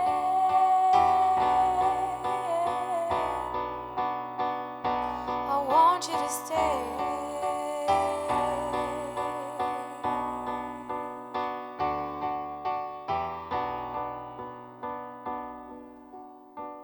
The next song is my own song, and it's called Eyes Open Dreaming.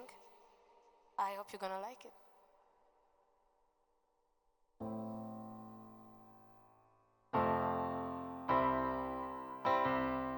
You can still smell my hair when we hug, it's not so unright. I will act like I didn't realize, so she won't care. You can look at me and then smile as we did back then. You say you love her much, if she trusts you, she won't care. And I know that it doesn't mean so much to you, and it kills me knowing it means the world to me. So please, darling, treat me like you did before. Though it's over, tell me that you miss me sometimes. We're just friends, but tell me that you love me like that. What am I saying? Oh, I'm eyes open, dreaming. It's obvious, might be so hard for you, but try. And your girl doesn't love me anyway, so you have the reason not to. Hold your breath and let go the mistake in the past. Say you love her much, if she trusts you, she won't care. Still I know that it doesn't mean so much to you, and it kills me knowing it means the world to me. So please, darling, treat me like you did before. Though it's over, tell me that you miss me sometime. We're just friends, but tell me that you love me like that. What am I saying? Oh, I'm eyes open, dreaming. Thank you. This next song is called Empty House, and it was my first song.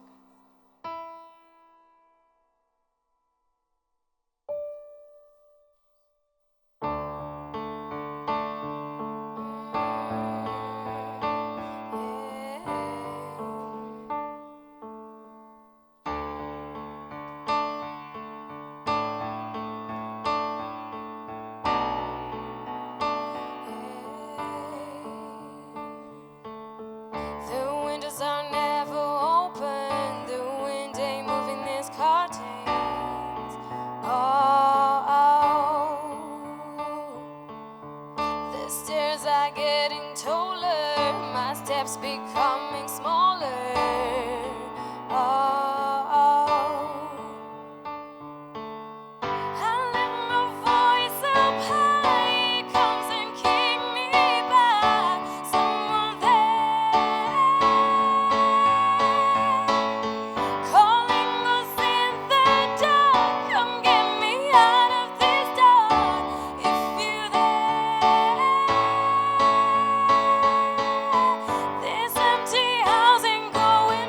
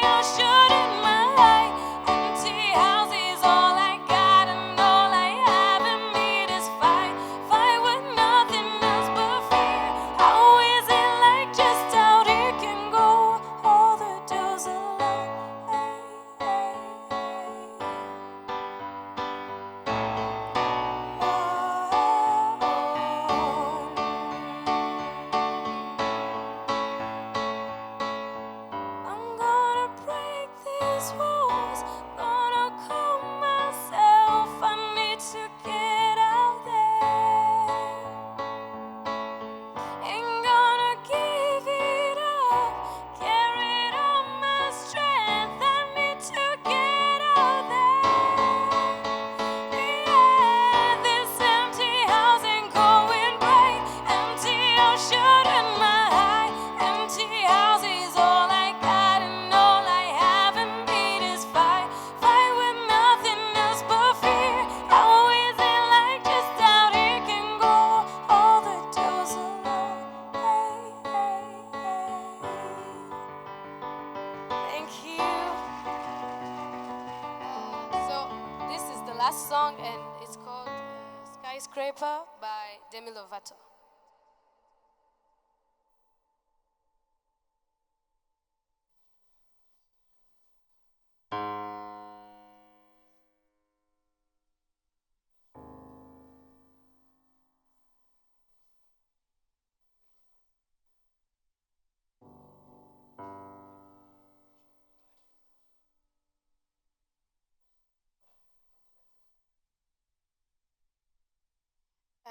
Do you know the song? Skyscraper. It goes like, You can take everything I have. You can break everything I am. Like I'm made of glass. Like I'm made of paper. Go on and try to tear me down. I will be rising from the ground like a skyscraper. Like a skyscraper. As the smoke clears, I awaken and untangle you for me. Does it make you feel better to watch me while I bleed? On my window, ceiling broken, but I'm standing on my feet. You can take everything I have. You can break everything I am. Like I'm made of glass. Like I'm made of paper. Go on and try to tear me down. I will be rising from the ground like a skyscraper. Like a skyscraper. Skies are crying. I am watching as I see the rain comes down. Only silent as it's ending, like we never had a chance. Do you have to make me feel like there's nothing left of me? You can take everything I have. You can break everything I am. Like I'm made of glass. Like I'm made of paper. Go on and try to tear me down. I will be rising from the ground like a skyscraper. Like a skyscraper.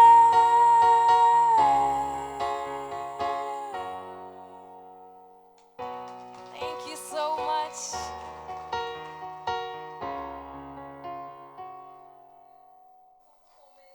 It's a bit of a sunlight in this cloudy Monday. We're going to continue with our voices, maybe not as beautiful as these ones, but to discuss on very interesting topics. Once again, we're going to talk about climate change. Now, climate change, we have been seeing that, in the past few decades, as something just for developed countries or countries that have other things figured out. But what people forget is that climate change and anything linked with climate is also linked with agriculture, is also linked with hunger, is also linked with poverty, and so on and so forth. So we need to talk about climate change if we want to end poverty by 2030. So we're going to discuss on that with several key resource people. We have Mr. Jean Bosco Nzeimana, who is the CEO of Habona Limited. Thank you for being with us. We have Mr. Ayabateranya Paulin from Terra Igiti, CEO. Thank you for being with us as well. We have UNDP Country Director, Mr. Stefan Rodriguez. Thank you again for hosting the summit, preparing the summit, and then being with us here. And also we have Mr. John Semafara, right, sorry, who is the Director General of Rwanda Meteorology Agency. Thank you all for being here with us. Right, and of course we're still checking out your tweets. It's simple, just put that hashtag. If you need assistance with the internet, you can connect to the UR/CBE hotspot Wi-Fi, and the password is CBE hotspot at 2015. Everything is in small letters. I'm sure we could be able to have that on the screen, but let's get on to the business of the day right now. We're talking about the issue of creation of pro-poor climate change actions.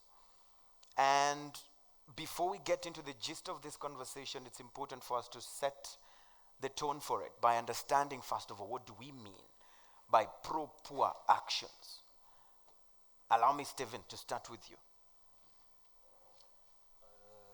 Steve. Oh, sorry. You're not Stephen. Thank you very much for the question, and good afternoon to everyone. Let me also take a minute just to extend my own warm welcome to all the participants to this event.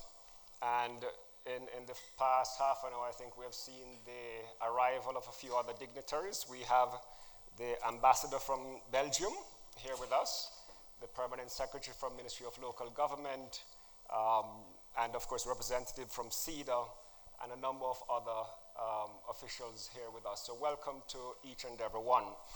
Now, it's really an important issue, this issue of how climate change affects the poor. I think we know two things with certainty. All the research that is out there tells us two things. One, the poorest countries are most affected by climate change. Now, of course, climate change affects every country, every country on the planet. And if you do a Google search, the first city that you will see being affected by sea level rise is Miami, which is in the USA. But that said, the biggest impact of the change in climate is on the poorest countries across the planet. And secondly, it's the poorest people within those countries that are most affected. So there are a couple of things that are happening. One, the poorest countries rely on sectors that are most affected by climate change. You know, they focus a lot on primary commodities, agriculture, fishing, and so on. And so when the climate changes, when you get the El Niños and the La Niñas, it's the farmers and the fishermen and so on who are most affected. It's not the banking industries that you find in much of the developed countries and, you know, these service sectors. So this is one of the first things we're seeing. And then secondly, within the countries, it's the poor who do not have the resources to either relocate from vulnerable areas or to shift from farming to other activities or to build stronger houses to withstand hurricanes and so on. So it is the poorest who are most vulnerable. And so when we talk about pro-poor action, we're saying we do need to take action to stop climate change. And in taking those actions, we have to look at how these changes are affecting those poor communities, those poor countries, and those poor individuals. In a nutshell. Great. And so if we already have this kind of information, this one is going to DG Jean, because at the end of the day, the farmers are actually looking at you for information on what should we expect, or when should we expect this rain, when are we going to have the dry season, so that I don't go at loss if I plant and then the rain won't come. And so when we talk about proper action, when it comes to climate change mitigation, I think information is one of those actions. Proper information, timely information. How are you doing this in the case of Rwanda? Thank you, moderator. In fact, we realize that the way to address the challenges faced by the farmers, in the case of Rwanda, for instance, is to avail accurate and timely weather and climate information. And of course, the government is very much well aware. So the most immediate thing is to make sure that we monitor the parameters of weather and climate. There are many activities that we are carrying on, and we have carried on, and we shall continue to carry on in terms of gathering parameters like temperature, wind information, solar radiation, pressure, all those that control the environment, within which the farmer has to do the farming, and which will affect the yield or even the development of the crops. So what we are doing is to perfect the way we are monitoring the weather, the way we archive the weather information, and then for a long time, that information shall be climate information, and from there we shall be able to actually know whether there is any climate change, if anything. And then advise that information shall be given to the knowledgeable people who work with the farmers. Then they use the information for planning and decision making as to when will they farm, when will they sow, all those activities that farmer will need. So those activities are ongoing, and every other time we are acquiring more sophisticated systems. We are also doing the training of our staff, and also go further to engage the users of the information. That's the major activity that we are doing, and I hope I say more as we go on. Right. And just before I let you off the hook on this one, it's important to understand the evolution of the sources of information. Today we are talking of, people having smartphones, using some applications that are informing them of this kind of weather changes. And the relevance of meteorological departments is slowly, facing off when it comes to the evolution of technology. How are you fighting this to remain relevant in today's generation? The relevance cannot go away. Maybe what you're trying to say is, we have competitors who are trying to issue same services, but without much basis, because they don't do what we do. They don't actually observe. And for us, we are using land systems for observation. We are monitoring the profile in the atmosphere of the evolution of the weather systems. And also we also incorporate the data from satellites. So all those combined will produce better products than whoever is using their smartphone. Right. Awesome. Ayaba, you are involved as a farmer, right? And it's important to understand what he says in terms of the use of their systems or their services in helping people like you out there. How often do you rely on that kind of information to go about with your activities? Because I want us to be open enough so that we can look at where do we want to improve, so that when they go back to the offices in their boardroom meetings, they can be able to adjust to serve you better. Thank you very much. If I correct something, I'm not the CEO of Tera Igiti, as you said. You just got promoted. I'm the legal representative of Enviro Newsline. Okay. So, and Enviro Newsline is running a campaign called Terigiti. Okay. So, Terigiti is a campaign. Right. And it was important you say that before you get fired. It's just a campaign of tree planting. Your questions is very good because our campaign related to the climate change, to the climate, to the information provided by Rwanda Meteorological Agency, because so in Rwanda there is a tree planting season, and there is a time for not planting trees. And today it is like this, like that, comme ci, comme ça, because of climate change. So now, c'est pas comme ça, comme cela, but there is a fixed time for tree planting in rain season. But in sun season, we do other activities like tree nursery preparation, because we prepare nurseries in a sun season to be planted in a rain season. Right. So the information provided by meteorological agents is very, very helpful to us, because we can now monitor when the season, the adequate time, the adequate season for tree planting. Yeah. And what would you want them to improve on? What would you want them to improve on? Actually, so far they have improved a lot, because I even visited what they installed in Videsera. It is very, very, very, very good. So they now give us the information even before the climate manifests. Right. So so far so good. So far so good. Thumbs up to you, sir. Let's hear from you, Jean Bosco. In your own opinion, when we talk of proper actions to climate change mitigation, what comes to your mind, and what do you want us to be doing from all of our capacities where we sit, from the journalists to the meteorologists to the non-governmental organizations to government institutions, private sector? What do you expect? Yeah, thank you very much. First of all, it's an honor to be back here. I was a student last year, and yeah, it's my pleasure to be back here.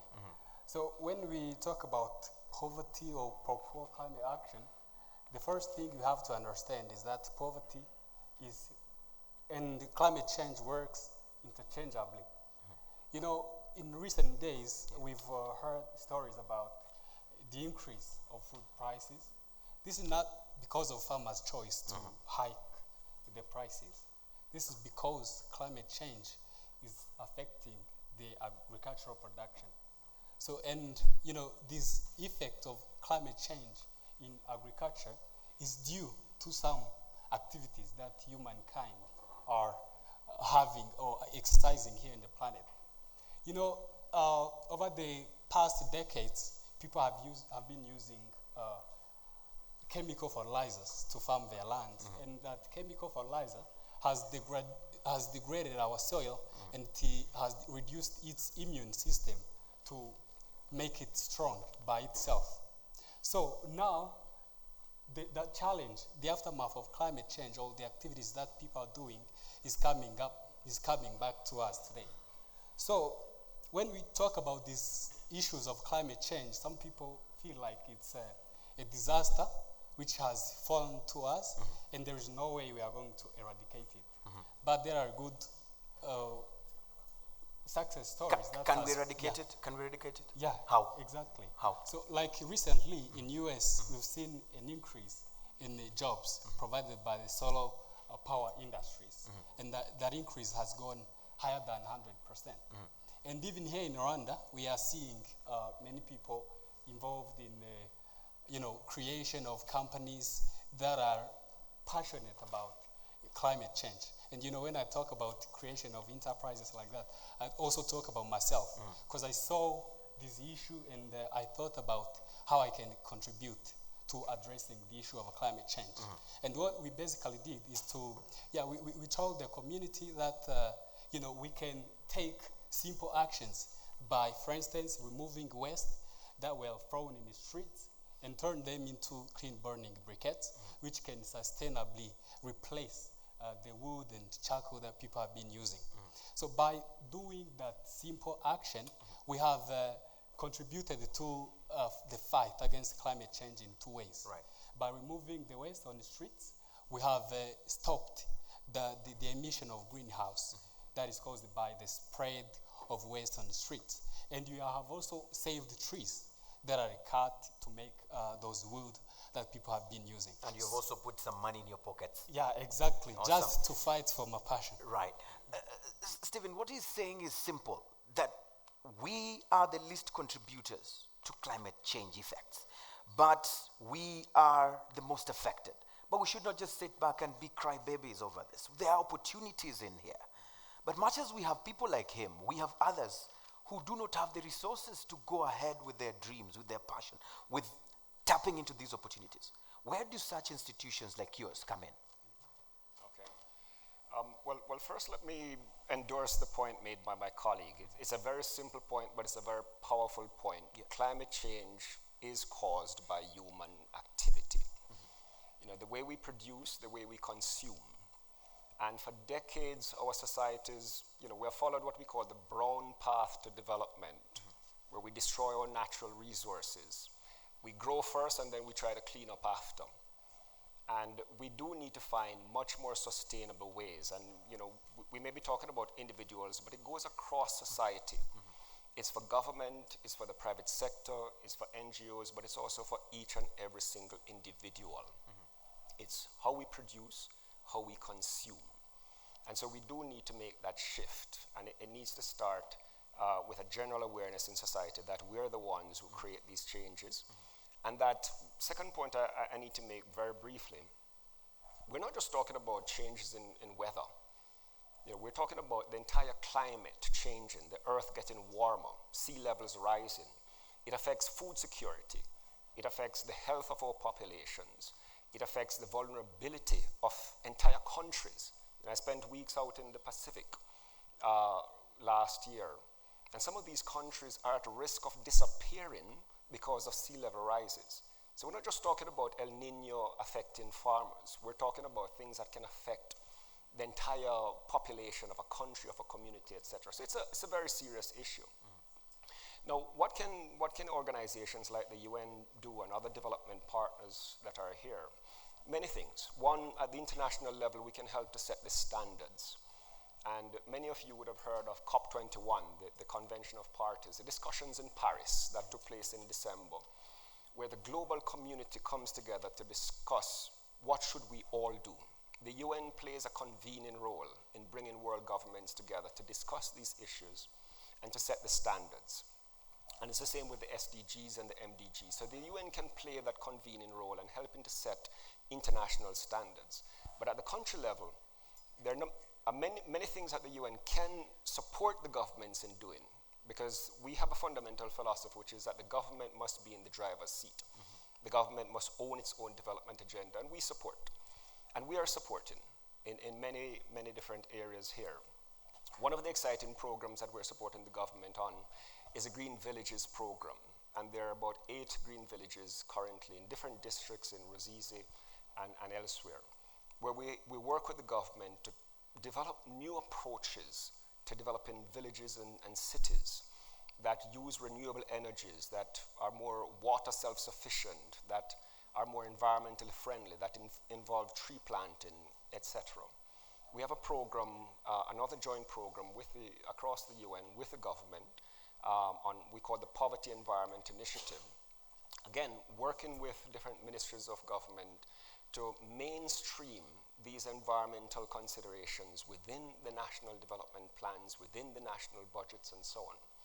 And we, of course, support the ecosystem rehabilitation, you know, replanting for watershed protection, biodiversity protection, and so on. So the UN can support through technical assistance, through financial assistance, through making available global knowledge and best practices, and by also sharing the experiences from Rwanda with other countries as well. But there are many different programs that we can do, and as a UN system, we're currently doing. So we have a range of joint programs with agencies like REMA, with Minirena, with FANERWA. We support all of these national partners in the climate change and environmental protection agenda here. Right, good. And because when you talk about that, what comes to mind is also the place of educational institutions. And we are in one of them right here. And you mentioned that you're an old boy of this place. And we are talking about using them also as researchers, you know, using the learning process as a way of also discovering new ideal ways of dealing with climate change. Talk to me about how this can be done, because the professor is here and the students are also here listening. Yeah, I think the best approach that we can use is to take this issue as our own. You know, it's not going to be done by UN, it's not going to be done by whoever from elsewhere, it's going to be done by us. So this is what exactly happened to me, because I saw how climate change was affecting my tiny village, and I could imagine how that effect is when you multiply that with other villages that you can find throughout the world. So like students or institutions like these ones have to take the lead in terms of research, because we are educated person. We are the one to see things before other people in the villages. So we are again the one to formulate policies or actions that we are going to implement when we are going back in our villages. So we can do so by harnessing the power of technologies that we have within our grasp, and we can also do so by the support of the government, which should also help in terms of formulating policies or conducive environments that help those smaller initiatives that have started to flourish or to thrive. Right. Yeah. Good. Powerful. Do you share the same thought? Yes, I share the same ideas. And actually, my campaign goes to the kids under 15 years, because if we are creating tomorrow, we are creating future, we have also to think about those kids, and to grow in mind with the ideas of environmental protection, of climate change issues, of the impact of climate change, and then we create them probably, and when they are still young. Actually, we go in primary schools, and then we tell them, you guys, you kids, you have like 50 years before you, and this kind of climate change action it have to go with sustainability. It have to be done with future generation. Future generation, if you mean future generation, you mean those kids. In future, they have to have in their mind the climate change action. They have to grow with sustainability. If we're saying sustainability, if we're saying sustainable development, that sustainability, our kids, even our descendants, they have to have in mind those ideas. So for us, for our organization, we go in primary schools, then we teach kids how to protect the environment. But not only teaching them, but also we participate. We do activities. We plant trees. We show them how to do nurseries. We show them how to care about trees. And then not only those kids, but also their teachers, because a kid under 15, has he's more confident. Has more confidence to his teachers more than any other elsewhere. So for sustainability, those kids, if you prepare them properly, they will grow up with that mind of environmental protection. Super. We're going to go to the audience in just a short while, but before we do that, John, I want to bring you in on this and on a very specific issue, and that is on the data you collect and how you disseminate it and how it is interpreted by the people you send it out to. Because we're talking about, when we talk of poor or the poor, we are looking at an understanding level that is not of the same level of those who have also gone through, decent education per se.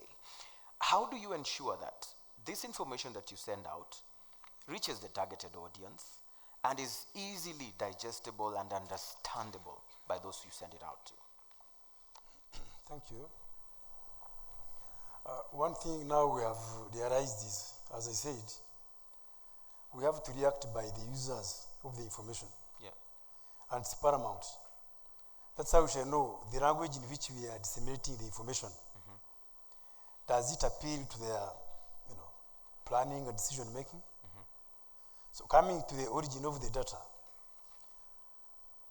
we have two systems. Some are manual, done by human eye. Others are monitored automatically. All in all, those information are transmitted to our central collection center. In our archives, they are data controlled, And then after that, we make products, which is the information you're talking about. Whoever, if it's a researcher, like the UR, we deal with them. There are some researchers who come for raw data. But normally we produce products depending on how they are tailored, depending on the demands of the user. So the information we routinely distribute or rather disseminate are mainly focus, all types of focus. They can be 6 hourly, can be 3 days, 5 days, 10 days, normally for agrometeorological purposes, and then seasonal after 3 months. Right. So it all depends on the demand of the user. And the targeted person. Definitely. Yeah, all right. And of course, what we normally also now need is to get the feedback. How do you want our information? How have you used our information? And then from there, we build on, that the mutual development of the system. Super. Basically, that's how we are operating now. Good. Just to go back, before maybe we open up to the audience to what Mr. Rodriguez was talking about, climate change is brought about by how we produce and what we consume. But the issue is that consuming the way we consume, even though it affects climate change, it's, let's say, economically more interesting, meaning it's less expensive to consume the way we do, even though it affects the environment. But how can we actually put some incentives for industries that are looking for benefits to actually produce eco-friendly, if we might say? That's an excellent question.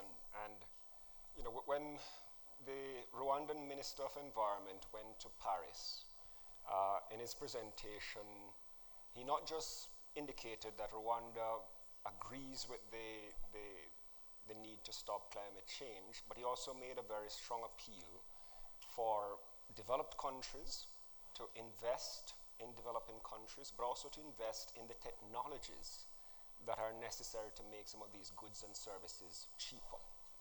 You're right. If most people have the choice between investing $50,000 in a solar panel for their house and continuing to pay $100 a month for fossil fuel-based energy, they will go for the $100. So there is an obligation for all countries, the developed and the developing, to work together to find the solutions to those issues and to make renewable energies, to make sustainable commodities, sustainable products cheaper, more accessible, and particularly for the poorest people in the population. I think we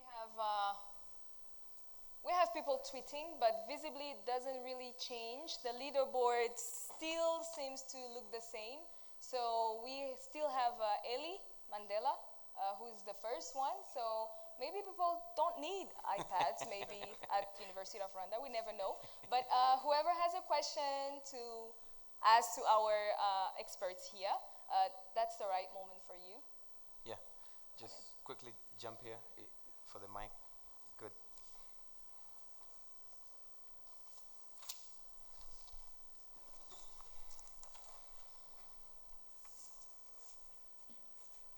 Thank you so very much. My name is Daniel Ishimwe. I'm coming from Lisede Kigali and I'm doing PCB. I've been listening to what you've been discussing there as a panelist, and I came up with a question which asks, like, we know that these developed countries are benefiting from producing or doing activities which are affecting the climate change, and there is no way they are going to stop that because they benefit from that. The stepping stone they have is producing these products which affect the climate change. So if you came and start telling us that in local region, in these small villages, you're doing these activities to protect your villages, and you know that the sky there is no barriers which is going to protect this carbon dioxide is coming to our countries. So can't we say that we are wasting our money, we are wasting our time doing things which is not going to be solved? Thank you so very much. Straightforward question. Are we even wasting our time sitting here? Well, one thing I must assure him is that it's everyone's responsibility to make sure that we emit less greenhouse gases. But of course, we understand those who are emitting more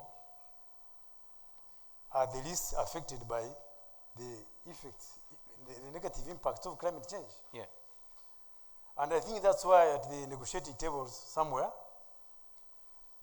those parties that do emit take up some special responsibilities.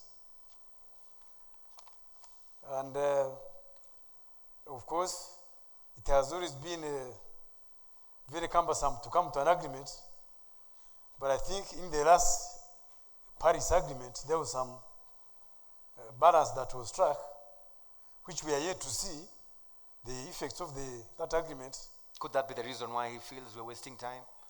So, no, it can't be wasting time because we have to wait, and it took long, but the agreement came up. Yeah. So I should encourage him that we should not give up. We also have to get engaged in developing, acquiring technologies, producing renewable energy, which is cheaper and better to our environment. You know, we have hydropower potential, we have solar, and in fact, that's one of our business. We have data for developing those energies. So we have the potential and we shouldn't give up. That's what I should encourage him to do. Right. If it's not for you, it's for tomorrow's generation. Don't give up. Maybe I can add something on that. Yeah. Most of the people are pursuing short-term goals and destroying their long-term goals or their long-term lives. And many people are too naive to agree that global warming or climate change is a fight that is a battle that we can fight and win. You know, like I said about some success stories elsewhere. In recent days, Peru has run on renewable energy for more than 24 hours a day. So they have huge other, non-renewable energy sources that they were using previously, but they just had a taste for one day and they ran the whole country for renewable energy and it worked. And like our generation today has also to fear the impact that climate change is going to cause us, and then help us or prompt us to take actions that are going to fight against all these non-renewable fossil fuel sectors. Look at what happened in Japan when that nuclear reactor, was blown. So many people died. So I think Japan cannot now invest in nuclear again. So they are looking at, harnessing the power of wind, solar panels, biofuels, all those kind of things, so as to create a sustainable future for our kids, for the next generation. So you feel that we haven't yet understood what we are staring at in the face. The moment we realize how grave the situation will look like if we continue with what we do today, then we will act. Exactly. What are we waiting for? Well, if I might come in on the same point, which is 10, 15 years ago, there was no agreement that these issues were as important as they are. There are many countries, many people, many researchers, many scientists who denied climate change. And so countries continue to produce in the way that they have always produced. So change has taken a long time, but it is changing. And the Paris Agreement is a signal of that change. And there are many Scandinavian countries, many Western European countries that are investing very heavily in renewable energies, very heavily in sustainable products and commodities, etc.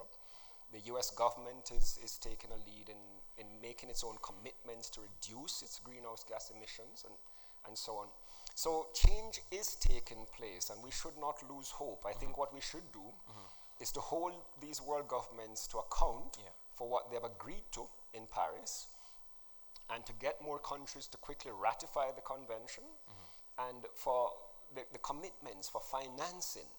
You know, we're supposed to create these different funds to finance climate change related activities in many countries. And so we need to urge accelerated action on these commitments that were made. Super. Awesome.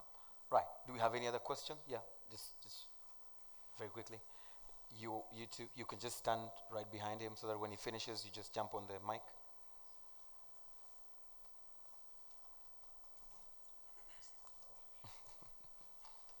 Good afternoon. Yep.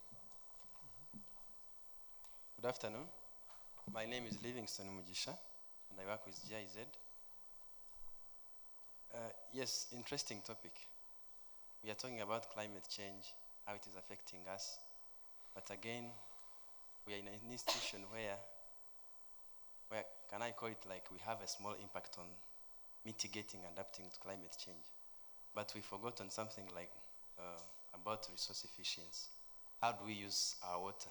How do we use our energy? You know, the supply, the production of energy and water, mostly in this country, comes from the burning of fossil fuels. That's the emission of carbon dioxide, greenhouse gases.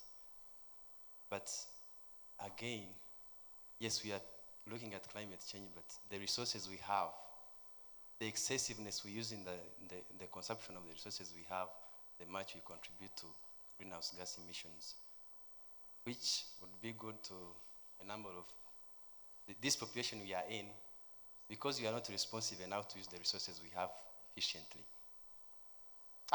Are you politely telling us to switch off these lights and is that what you're saying?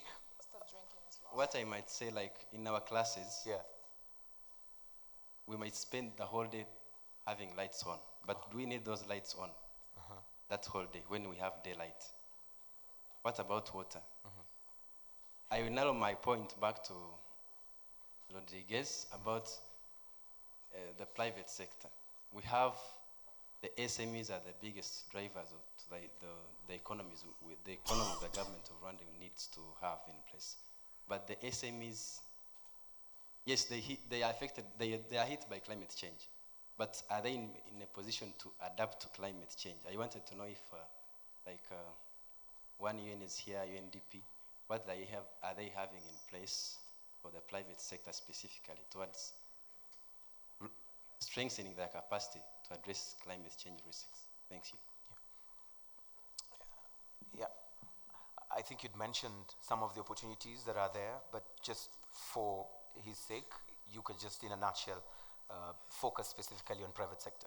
Sure.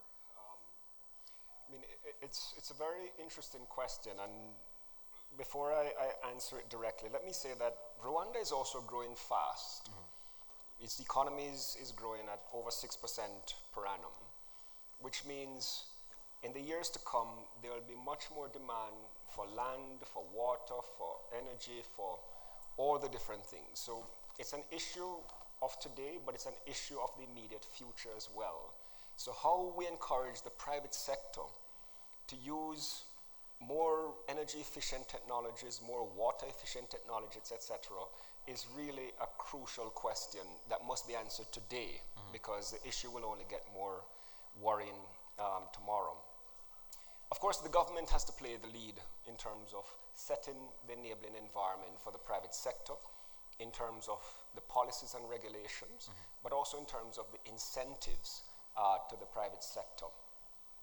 One of the things that we in the One UN family do, we support organizations like FONERWA, the Fund for Climate Change in Rwanda. And FONERWA is expected to invest in private companies, in NGOs and CSOs, and to help these entities to change their business practices. So we do need the enabling environment first and foremost, and that comes from the government. The policies, the regulations, the laws, the sanctions for companies that violate the policies that are set, but also the incentives. And also some of the investments must come from the state sector also. But the UN family can support, as I mentioned, both in terms of the financial support we provide to entities like Fonerwa, but also the technical support and the knowledge that the private sector can draw on to change their business practices and improve those practices. And in many countries, we do these things. I give you an example. Phasing out hydrofluorocarbons. These are substances that many private firms use in their refrigerators and so on that they produce. In many countries, we brought hundreds of private firms together to agree to phase out these substances, and the UN, with funding through the Montreal Protocol, help these companies, the Panasonics, etc., to phase out the use of those substances over a period of, say, 10 years. So these are things that we can do and are ready to support the government and people of Rwanda in doing. Right. Awesome. I think that answers your question. Let's take... yeah. I think maybe we can think about wrapping up. Yeah.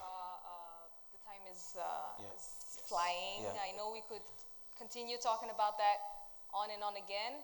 I see you are insisting. A very quick question then, before we... Yeah, the rest of the questions you could actually tweet them. As he's coming, I think we have some new developments on our tweet wall. We have Sylvain Irankunda, sorry. Eli, the iPad may not be for you, but you can still try to get back up. So yeah, please, it's continuing. The competition is there. Continue tweeting, not just for the sake of winning the iPad. But also get your voice heard. Yeah. Super. Thank you. My name is Muhire Andre Fabrice. I'm in College of CBE. I would like to ask you a simple question, but in advance here, in what you have mentioned before. I remember when we were studying in secondary studies, we learned how the Kyoto Protocol in UN has discussed about such issue of those rich countries who exhaust chlorofluorocarbons and carbon dioxide. Those are the carbon dioxide and even monoxide and the CFC chlorofluorocarbons exhaust much more and cause global warming effect. But since now, there are about 20 years ago, I don't know what caused those continuity of problems. What is the effect? Is the failure of the council who don't follow up the issue discussed? So there is a need of correct pursue and the follow-up of what the UN Council had discussed. I remember in the Kyoto Protocol they had discussed it, but it's still now. So there is a team which should be tough to discuss about such and follow-up. Thank you. Right. Very clear. I don't know who to shoot this to, but I'm sure you sit in those panels where these discussions are done. He remembers Kyoto Protocol from way back. Now he brings it back and he feels like these discussions just end in those rooms and nothing comes out of them. That's not entirely true. I think action has been slower than the commitments would have suggested. You know, countries made commitments, they didn't act on them. And it's not just Kyoto Protocol, it's a host of different conventions. Yeah. And you know, it took years to get the COP21 agreement in Paris. You know, there's so many discussions that took place prior to that led to inconclusive discussions because countries were reluctant to sign up to this new agreement, which asks for 1.5 or less % increase in global temperatures and so on. So I think there's been a breakthrough. We're seeing some of the biggest economies, the US, China, and others already ratifying the agreements.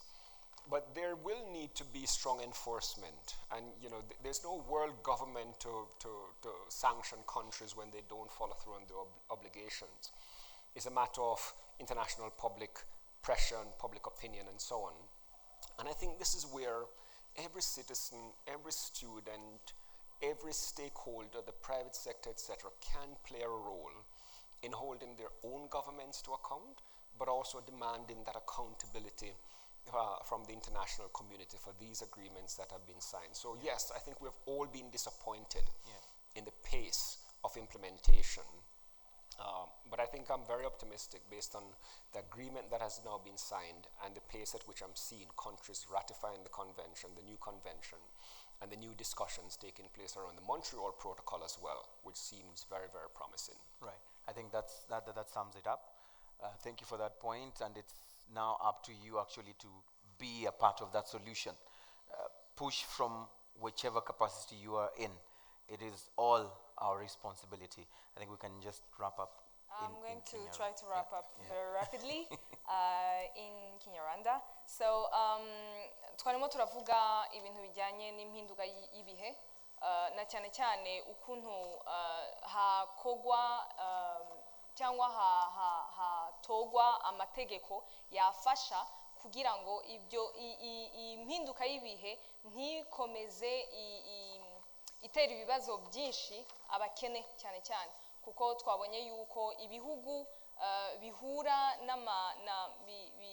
bitegwa ibibazo byinshi n'iyo mpinduka y'ibihe ari ibihugu bikenye kandi na cyane cyane no mu bihugu bikize yuko abakene muri ibyo bihugu ari bo usanga bagirana ikibazo kubera ibihe birimo birangika. Rero yasobanuye Stephen Rodriguez wo muri PNUD yasobanuye yuko igihambaye igikomeye kugira ngo kurwanya impinduka cyangwa ibijyanye n'impinduka y'ibihe no kurwanya ubukene birajyana kuko abakene nibo bahura n'ibibazo bituruka ku mpinduka y'ibihe. Ikindi twakomeje kutuvuga ni ukuntu hakwiye kuboneka inkuru zijyanye n'ukuntu ibihe birimo birahinduka, information kugira ngo n'abarimyi bari mu byaro baba bakeneye kumenya nimba imvura ikazagwa ari nyinshi cyangwa ikazagwa ari nkenya kuko ibintu bigenda birahinduka ntabwo bikimeze nk'uko byari bimeze mu myaka 20 heze kugira ngo baze bararonka inkuru ziri ku gihe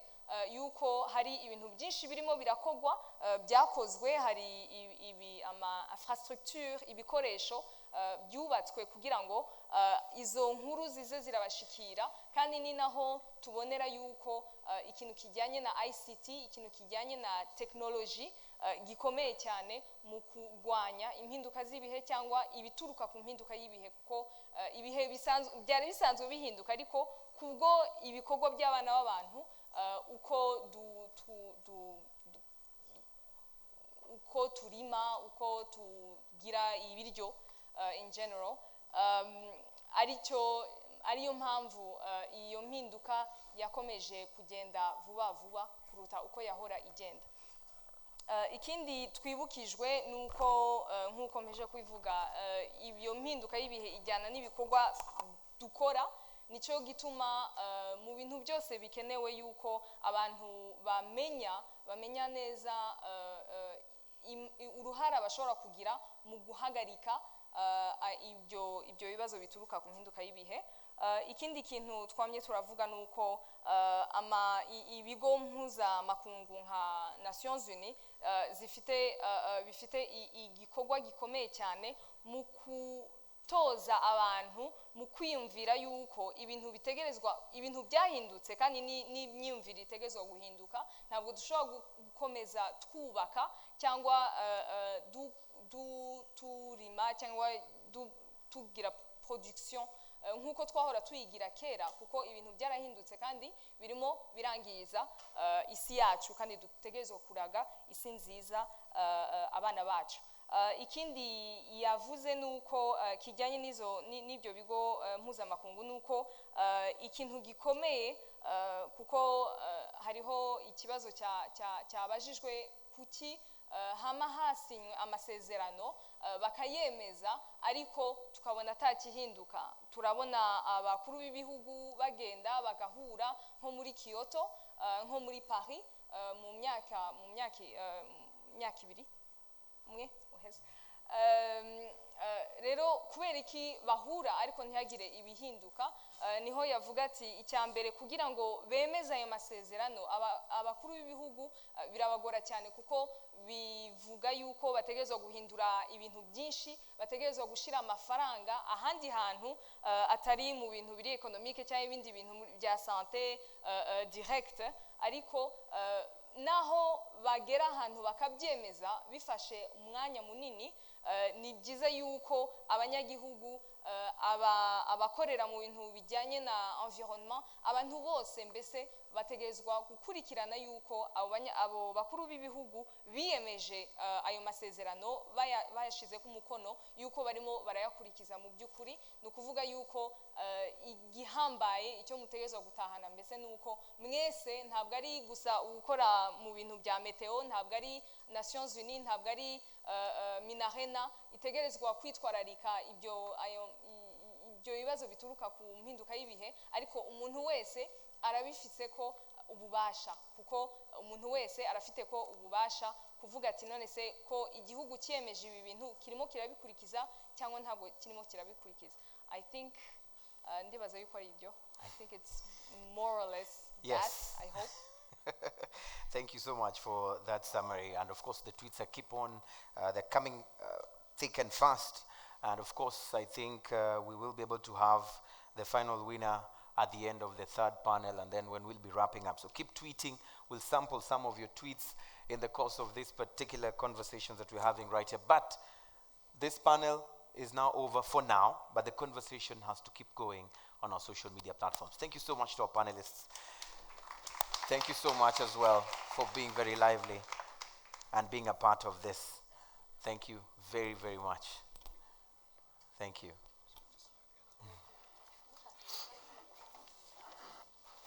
Thank you. So we are going on to the next panel. Thank you so much. Next panel.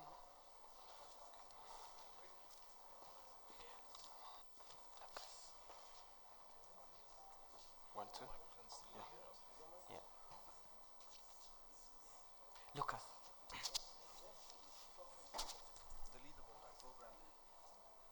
Blah, blah, blah, blah, blah, blah, blah. Hello, ladies and gentlemen. Ladies and gentlemen. How you guys doing? Come on. How are you guys Listen, doing? yeah? It's like you're sleeping or something. Ken, is this thing this boring that these guys can't even say hi back? Hi, guys. Hey. Yeah, my name is Babu. My name is George. And we want to just start by saying hi to anyone. Anyone we can these say hello. guys, yeah. Hello. Hello, sir. Are you good? How you doing? Are you good? How you doing, sir? Ladies and gentlemen, you see what we're doing right now, eh? You see this? You see this? This is how you get Ebola. This is how you get Ebola when you don't know, eh? Meeting people you don't know. Do you know where I'm from? Do you know where the people have said hi to? You know, we came to CBE, right? CBE, the former SFB, right? Yeah, and you're like, we love these guys so much. How about we give them money? You know, they're giving us money to be here, so let's Yeah. give back. You know, when a black guy says, you're a comedian, come and perform for me, you know, it's a problem. Because you don't know if they will pay you or not. You I'm know- talking about Rwandese people. Rwandese people. But You when a white guy calls you and says, Yeah, because we're called by white guys. and they say, come and perform, They look into your eyes and say, come perform after the show. I have your money right here. You go and perform. see, that's why we're The here. black guys like, come and perform, but after, So now today we just want to give back. Exactly. I want to give you 10,000 Rwandan francs. I have 5,000, he has 5,000. And we have a question for you, a very simple question. Whoever can answer gets 10,000. Okay? The first question is, how do you say I don't know in Kinyarwanda? I don't know in Kinyarwanda. Unaagabizi. He doesn't know. He doesn't know. He doesn't know. He doesn't know. Hari uwundi? Urabizi? Bavuga gute? Do you know how they say I don't know in Kinyarwanda? Ndabizi. He doesn't know. He doesn't know. Anyone? No one? So we can keep our money, no problem. Yeah, a hand clap, please. A hand clap for us. Please, please. A hand clap means two hands joining together. Thank you. Please, let's get into the mood, you know? You know, me and him are cousins because the mother is the first cousin to my father's second brother who was adopted when the Queen Elizabeth, their dog, the person who used to walk their dog was a grandfather to this guy's grandfather. So our grandfathers... they're kind of related, you know? Yeah, It's a long story, but they're related. So our grandfather is so smart. This guy studied a lot. Everything. He He has studied everything. everything that is there to And he has study. the papers to prove it. Seriously. He studied, he has a certificate. He has a diploma. He has a bachelor's degree. He has a degree. He has a master's. He has a PhD. He has an MP3. An MP4. He has a BET. He has an MTV. He has a CBE. He has an SFB. Guys, and you might think we are joking. No, all these are papers, to show that he has studied. Okay, for example, MP3. Masters in physics 3 times. MP4. Masters in philosophy. 4 times. A BET. Bachelor in entertainment and television. Exactly. MTV. Masters in televised vision. Guys, Come on. CBE. It is certificate in biology and economics. Economics. I don't know how that. Happened, but mixed, it happened. but it's there. Hey, there's an SFB. You all study SFB here. It's okay. Yeah, it's okay. Yeah. But like. Yeah, guys. Hari umuntu wari wafatwaho n'umusirikare hano. Umushepe, to be exact. Exactly, yeah. You know that area hafi ya Kacyiru? Hariya Kacyiru kuri primaire. Hepfo yo kuri presidansi. Umunsi umwe rero nje ibyari nijoro ndimo kwigendera nyine numva ndashaka kwihagarika nyine kwaje. Ariko mbere yabyo agiye kumva umusirikare. Niko sha ngwino hano. Kigiye anahita kumurika itoroshi byatari. Akatavuga uvuye he? Sasa iyo bakubaje icyo kibazo uba nka CD ifite scratch. Urabona ubundi hano moto hariya hirya niyo mvuye.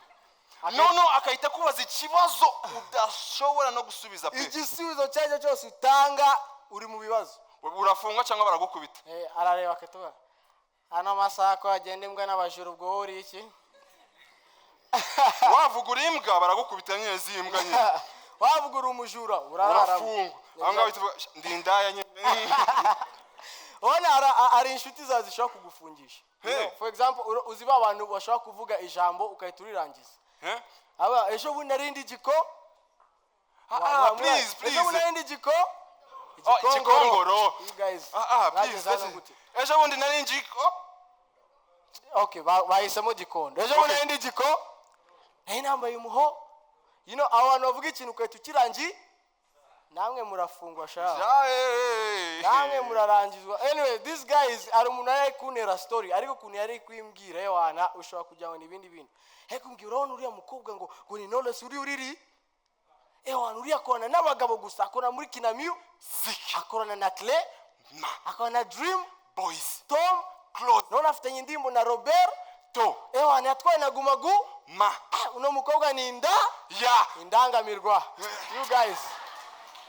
Amashi. So ariko urabona twari turimo kugenda hano mu ishuri ryanyu tubona kabisa murabona bari civilized muri civil kabisa n'ukuntu mugenda majestically kabisa cyane urubyiruko rw'iki gihe ariko mwe mugenda neza nagiye muri intercultural community mudugudu nursery primary secondary and university coming soon school uziko nubona ujama bagenda. These guys it is 2016 ukuntu mujye bari kugenda meze guca yifashe ukibaza muri 2026 muzagenda mugenda gutya niko basa kweli. So anyway, we are here to teach you also because you guys are going in an university. So how about you find something to lecture these guys? Yes, let us teach you. Let us teach you something. Please help. Let me bring a chair for you. Yeah. Sure. So this is life lesson. Okay? So it's called How to Take a Woman on a Date. Fellas, you need to keep your eyes open for this course because it's only gonna come once, okay? So for you to take a woman on a date, you need to be a well-dressed guy like this. You see? Like that. And when you reach at the girl's place, do not knock the door like this. Or like this. Instead, be a gentleman and knock it like this. And when the lady, of course, comes and opens the door, do not greet her like this. Oh, like this. In case, do it like this. Hello, darling. Exactly.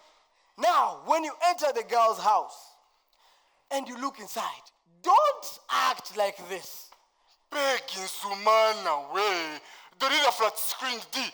Huh? No. Do it like this. Oh, you have a very beautiful house.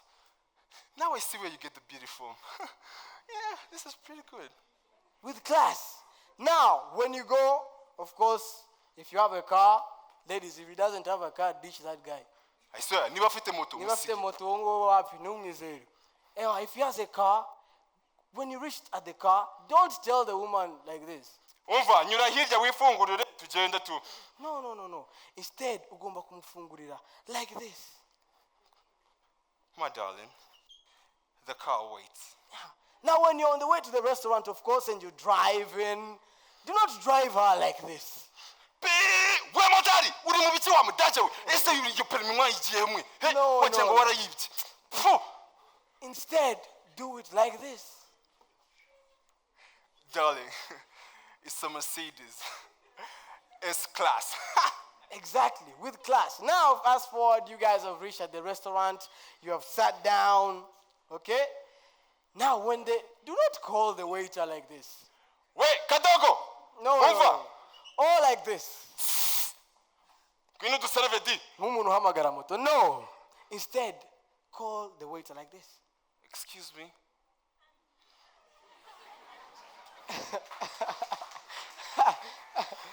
Yeah. Now, when they bring the menu, of course, and you look at it, don't react like this.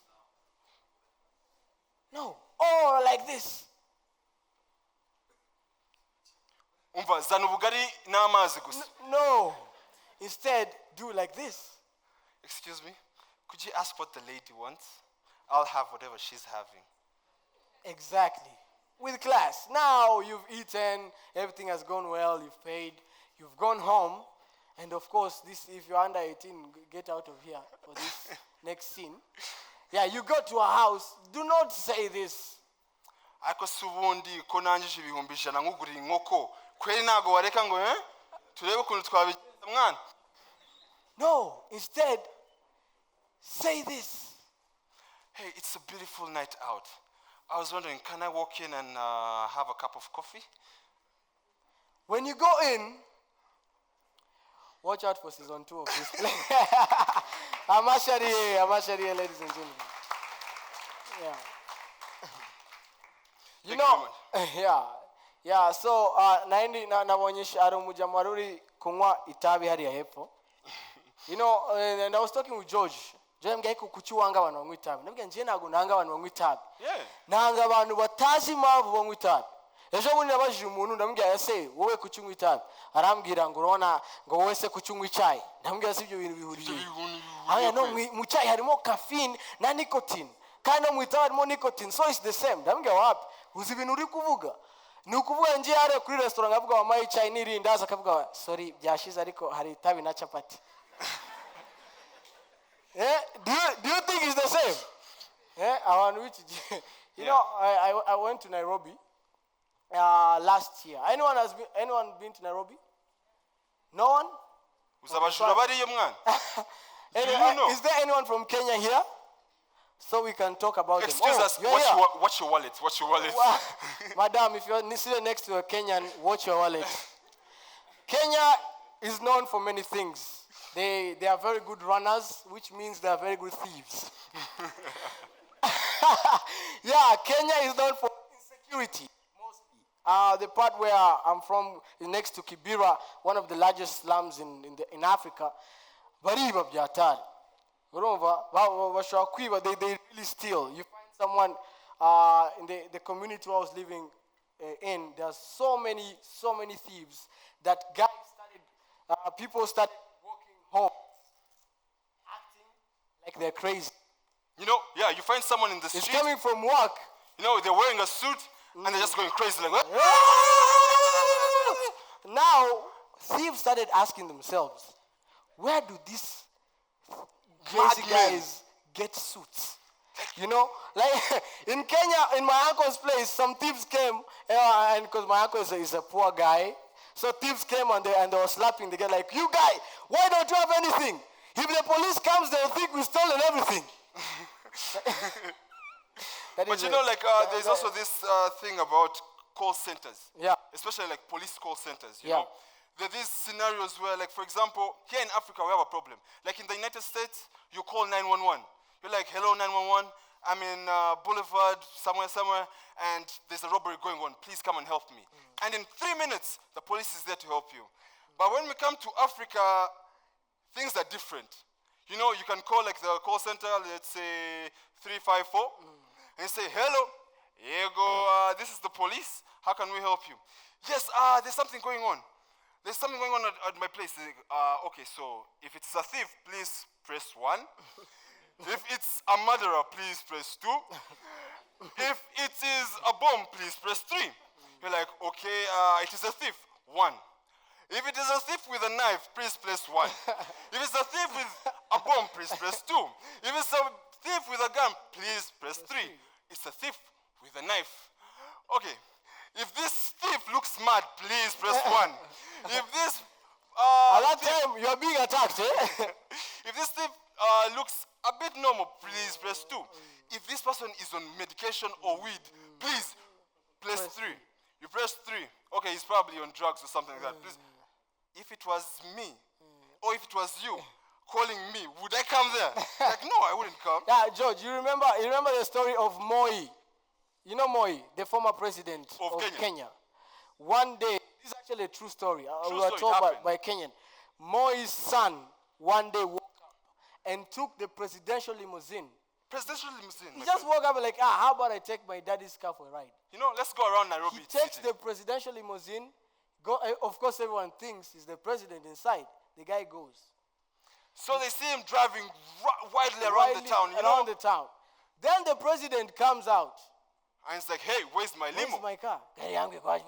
That's how he used to talk. Where's my car? Where's my car? Where's my car? The guy's like, but president, we thought you were the one in the car. Where's the car has gone? No. They started looking for the car. The military. Manhunt all over police, Nairobi. Someone has stolen the president's car. They did everything, the choppers, and they came to find it at some point. They set up roadblocks, and there were policemen with guns and everything and helicopters. They're like, please step out of the car. With your hands up. Slowly. And then the son came out. He's like, please don't arrest me, please don't arrest me. And then they saw it was the son, and they were like, oh, stand down, stand down, stand down. Now, just because it was the son. It was okay. But if it was you. Or me. God bless you, my friend. Thank you for this great moment of love. We're still continuing a last panel. We hope that you're not tired. You're not tired, right? You're not. Let's hope not.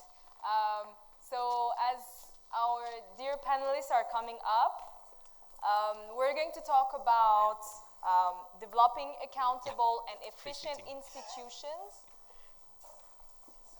Oh, no. There's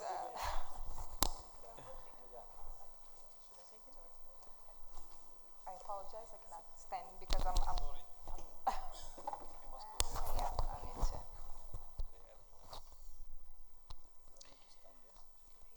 You understand? You okay here? It's okay here.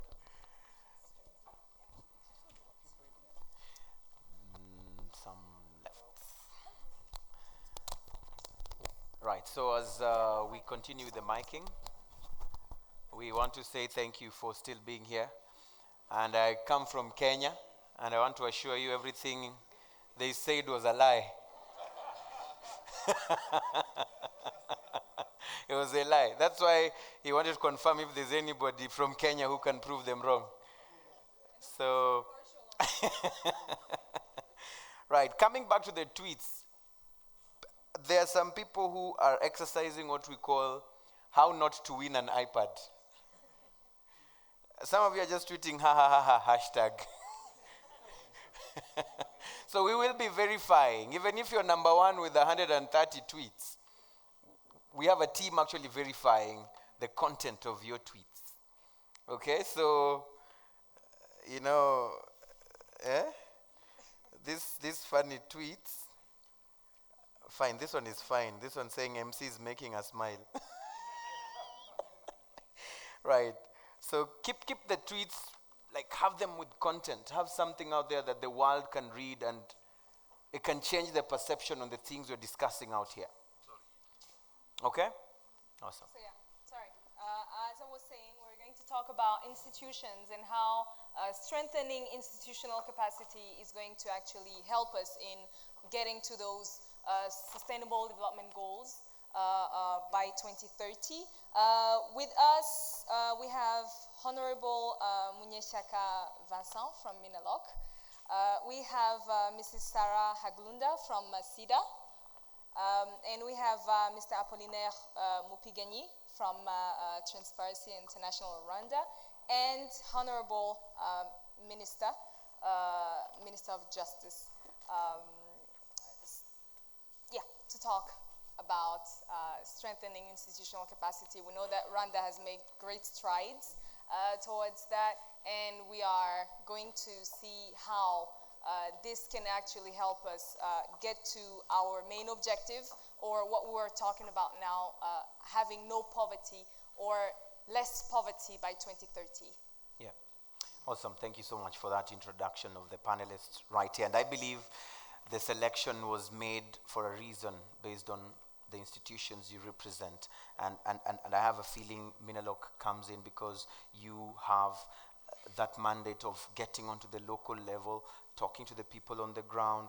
We have SIDA, like organizations that are also going to support in different ways when it comes to information, in whichever way you can be able to support. Transparency International, I'm sure, comes in ensuring accountability, that we're doing all these things in a transparent manner, just for lack of a better word. And I'm sure the Ministry of Justice, and of course the Attorney General is here, from the government perspective, the policy makers, and ensuring that these things are falling in place. Now, back to the topic that we're talking about right here, and that is on the issue of developing accountable and efficient institutions to accelerate development. And I want to start from the local level, because you have that touch of the people more than most of us do. And it's important for us to understand, when we talk of these issues of SDGs, because even if we don't look at them as SDGs per se, but we talk about that part of development, how do we stand today when it comes to the information that we have at the local level from the Ministry of Local Government? Thank you. First of all, I'd like to start by thanking the organizers, panelists, and participants who are following us right now. The discussion of this very important topic, and I'm trying to bring in some perspective of local government. Actually, building institution, first of all, in order to deliver, and in order even to reach our aim of reducing poverty, you need to have a strong and efficient institution that are delivering, that are having the proper framework for delivering.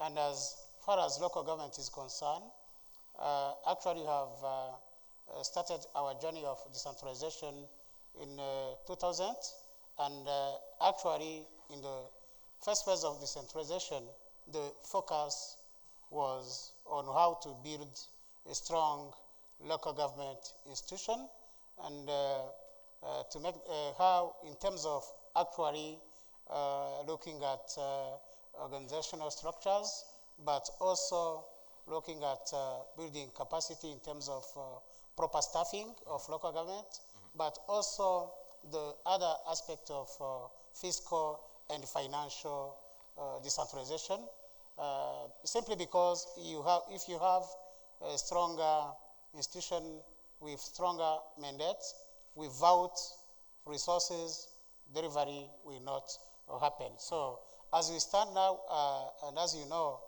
Rwanda, we have been able to implement most of our MDGs, and now actually the country is ready even to deliver and attaining SDGs. Actually, we have, as a country, Rwanda has been chosen for the piloting phase of implementation of SDGs. What you have seen, we have proper framework for even measuring SDGs indicators, and actually we have proper framework in terms of even incorporating SDGs in our planning processes as a country. So I shall say the country is ready for assuring implementation of SDGs, and as far as Ministry of Local Government is concerned, actually local government, local governments, they are the implementers of all government program, be it economic, social, and governance agenda. So what we are committing is actually to make sure that we implement timely, efficiently SDGs as we have done for even MDGs. Right. Thank you. Before we go to the next panelists, the use of Rwanda as a pilot or as a lesson or a tool to learn by others, what could be the secret for those who have not been able to hear this? What makes it so easy for Rwanda to move way ahead of others in the MDGs and now even be picked as a pilot for the SDGs implementations? Actually, if you try to look on our success story as a country, what is making Rwanda different from other countries, actually, I should say it is the whole governance structures where actually we deliver as one country, but also implementation is of high importance because you can have proper plans, you can have proper programs in place, well-written policies, strategies, a strategic plan, but if you don't implement, nothing will happen. Right. So what is making Rwanda different is the implementation by using our Imihigo system, where actually all leaders, all institutions, and even at household level, everyone commits to achieve, and actually the concept of Imihigo has allowed our country to implement and then to see attainment of MDGs happening. Right. Another big component is actually leadership. The strong leadership we have in our country, where with a very visionary leadership makes that happening. That's why actually Rwanda is right now achieving something, but also we are very committed even to achieve more, because if we can scale up on what we are doing, if we can actually learn from what didn't go well, yes, and to see how we can come up with some corrective action, we can speed up the implementation of SDGs in this country. Right, so the target is still up there. Yeah. Transparency International Rwanda is very key. I mean, it's a key institution in ensuring that whatever implementation is being done, it's being done in a transparent manner. And I'm going to bring in Mr. Apollinaire on this one. Share with us the place of the institution you work for in ensuring that development is achieved in a way that everybody benefits and locks out any sort of corruption or anything that would taint those kind of policies. Thank you, Anangwe, for your question. And as my predecessor, I would like to start by thanking the organizers who invited us to come and share civil society perspective in this journey of SDGs implementation. Before I start to talk about the organization, I think the success of the countries to achieve SDGs will depend on how they will address corruption, first of all, and how civil society and the private sector will be involved. This is really is very key, and I think this forum really consider this aspect. Coming to our organization, I think corruption is really can be corruption, if not tackled, can be a critical obstacle to achieve SDGs at the global level and national level. First of all, looking on the indexes published by various institutions, including my organization, the Global Movement Transparency International, it shows that no country is free of corruption. So achieving SDGs should not be considered as a business of poor countries. Even developed countries should really address issues of corruption to ensure that SDGs are considered. If I try to give some figures that are known by everybody, only in Africa, 148 billion leaves the African continent every year because of corruption. And this, if we estimate, if this is eradicated in sub-Saharan Africa, education would be provided to an additional 10 million children per year. This is really shows how corruption, if not addressed, can be an obstacle to achieving SDGs. And though our movement, we focus on SDG 16, but this need to be considered across all SDGs. And of course, civil society in general, through their various areas of intervention, can be really important partners to government to move forward the achievement of SDGs in general. Right. So if corruption is not checked, then it stands to destroy a lot of work that we've done in achieving the SDGs. I'm going to bring in Sarah on this one from the Swedish International Development Agency. How do you plug into all this process of creating these institutions that will back this whole noble idea of wanting to create a better world while leaving no one behind? And Morakose, UNDP, for hosting and arranging this annual summit, I've understood. We're looking forward to next year as well. How the Swedish government support activities within accountability and efficient institutions is actually like this, that the strategy that the government of Sweden has taken on its, for example, cooperation with Rwanda, it's focusing on accountability and citizens' participation. We work with the government of Rwanda through One UN. We also work directly with civil society organizations. And a lot of emphasis is put on the possibility for citizens to engage in local politics and national politics.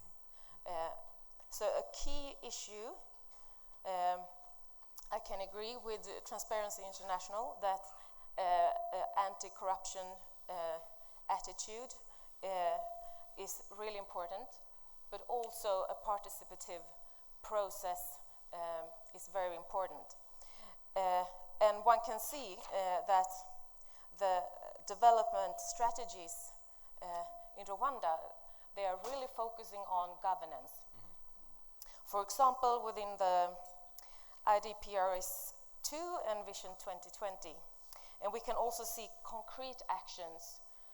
For example, the new Ombudsman Office, the Auditor General's Office, and the National Reconciliation Commission. And also these homegrown initiatives such as Imihigo. But despite Rwanda's impressive economic growth and governance initiatives, I would like to highlight some challenges that are essential to tackle to be able to reach the SDG Goal 16, peace, justice, and strong institutions. And then I'm referring to the outcome of RGB's citizen report card that indicates low level of appreciation of citizens regarding their participation in performance, contract and budget planning.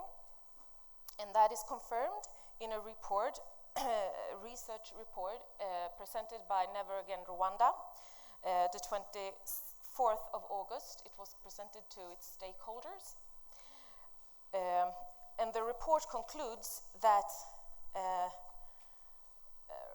the Rwandese citizens, they're participating quite low in planning processes, but very good in implementing, which is of course crucial, but less active in the evaluation phase of policies, of implementing policies. And the Swedish government finds it crucial to support the possibilities to increase that participation. And I think there's a lot of solutions on how to improve that. Right. I'm now left to give the floor to the Honorable Minister of Justice and Attorney General. Honorable Minister, you have heard this in terms of the opening remarks of the panelists that are here. And we're talking of Goal 16 specifically, talking on issues of justice. And this is a docket that you are Minister of. Listening to this, especially from CIDA and citizen participation, because without participation, at the end of the day, there are those kind of thoughts that we might not be able to be fully engaged in this particular process. Do you agree with this? Thank you, Anangwe. Thank you, Resident Coordinator, UNDP, and the whole group. When I walked in here, there were about 300 or 400 people. When I sat here, I saw about 50. But I do hope that what we are doing won't lose the meaning, the test because of that. But that perhaps speaks to participation. You had 400 Rwandans in here participating. You now have 50 participating. If RGB was doing the study right here, they would probably say low level of participation, which is correct. Which is correct. So I agree with what she's talking about. But while I do that, let me also say that the goal 16, peace and justice across the board, cannot stand in isolation. It is actually the fuel that would make the others run. Legitimacy of a state, the legitimacy of a state in Rwanda, if I talk about Rwanda, is not from being a client or being a patron of so-and-so or being a brother to so-and-so. No, it is from what you can deliver on the goods and services. This is one place you can be anybody depending on what you can deliver. That said, the whole environment to do this is very much related to the law. But I will speak to that in a moment. But let me address what you just asked. Low level of participation and then low level in implementation, high level in implementation. Yes. That suggests to me that there is work to do. That's number one. But that work is easy. When we get used to a situation where someone else is doing the donkey work, is doing the thinking, is doing the planning, is doing the setting out the strategies, probably that causes exactly what RGB and the other organizations are pointing out. When it is implementation, there is a lot of participation. When it is thinking and what is it we want to do, there is less participation. A situation like that would not give us the result that we want, because sustainability depends on association, on identification. If I can identify with a result, there are more chances that it will be sustainable. If I cannot identify with a result, there are more chances that, well, it could be sustainable because I benefit from it, but I could also think that if it goes away tomorrow, something else will come in its place. So I need to know the price I paid to get it going. I need to know the thinking process. I need to know what I get from it in order for me not only to defend, but also to get other people, because after me, you need someone else going forward with it. So it's not about you personally defending it, it's also about the rest of the system being able to sustain it. So all the good things that we do, it is crucial and it is very important that the low level of participation at the planning level, which RGB has noticed, with which other organizations have noticed, needs to be corrected. And I think there is a lot of activity going on with civil society now. There is a new launch of participation, partnership with civil society to work with local government and RGB to get into the cracks of why are citizens not participating in the thinking, but they would be happy participating in the implementation, or maybe in the reaping of the whatever is coming out of this whole process. So we need to get that right, and I believe this is why RGB, local government, and everybody have put new efforts now, working with civil society to access the citizens, first of all, understand what's going on, and secondly, get them to be part of the thinking process. The good news is that perhaps starting from the end, if they love the result, most likely they will love the price to pay to get the result. Most likely.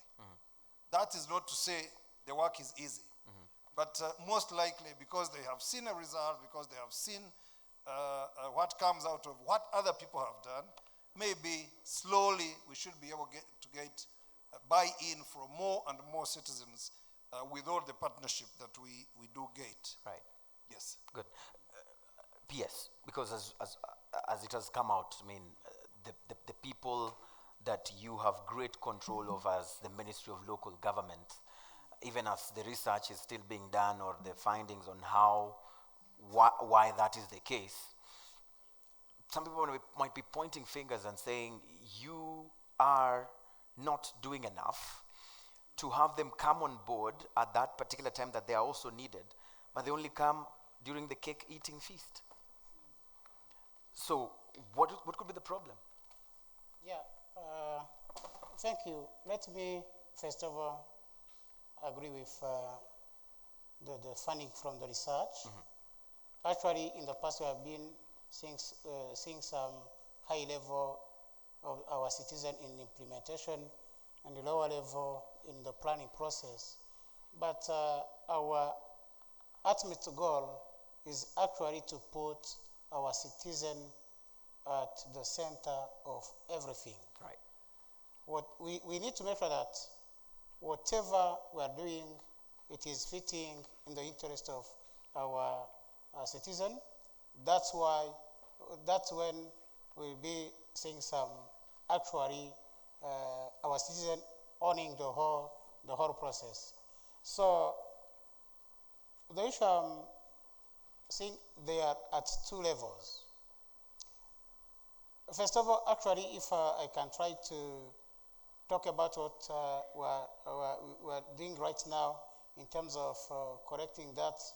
Actually, the whole planning process is coordinated by our Minister of Finance and Economic Planning at central level, together with the Prime Minister's Office, and then the Minister of Local Government is coordinating the whole process at local government level. So we thought if we can, for instance, produce a citizen guide on budgets, on planning processes, just to provide the needed information on the whole process, and then to inform our population how is the whole cycle, and then to see how we can involve them. This is still in the planning stage, or it is being implemented? That is the planning, budgeting process, and right now we are ready to take some corrective measures to make sure that, but another level, a citizen can participate by representation. For instance, we need to make sure that councillors at cell level, sector level, district level, first of all, they have to participate in the whole process, but also they need to go back, consult the population during the whole process, and then giving feedback, because definitely when the national, for instance, the district approved action plan, it is not a consolidation of all ideas from a cell level, so there is a selection to be done basing on the resources available, the budget that is available to implement the action plan. So councillors are requested to go back and report back why, for instance, this kind of activities that was selected in a given sector is not part of the district action plan. So we need to make this process very smooth, and actually to improve on feedback mechanism. And right now we are trying to see how we can come up with a kind of citizen feedback mechanism that is an automated system where, for instance, the citizen can lodge a complaint, a request, and then the time for giving the feedback is so quick, such that we can make sure that we provide feedback to our population. So the issue is this kind of feedback mechanism to be timely done, and then to be more operational as we have seen it in the past. And you're already working on this? Yes, yes. Timeline? Yeah. We love to hear about timelines. Yeah. Actually, now we are testing the system now. Yeah. Actually, it will be up and running by October. So we're starting our planning cycle in October. Actually, we're waiting to receive what we call planning and budgeting call circular that is issued by Minister of Finance and Economic Planning. We'll be receiving it in the first week of October. So we need to have the system running at that time, so that we can consult our population. Right, let me move this conversation forward a bit, Apollinaire, because we've talked here from morning, from the time we started these conversations here on the issues of gender equality and equality to women to be able to get jobs and do certain roles that their male counterparts have been doing. But one of the obstacles that has been mentioned several times has been that form of corruption that we call sexual corruption. It's one of those hindrances in getting certain jobs. It might not be just a Rwandan issue, or it might not even be happening in Rwanda, but I want us to talk about how best to deal with this? Thank you, Anangwe, for your question.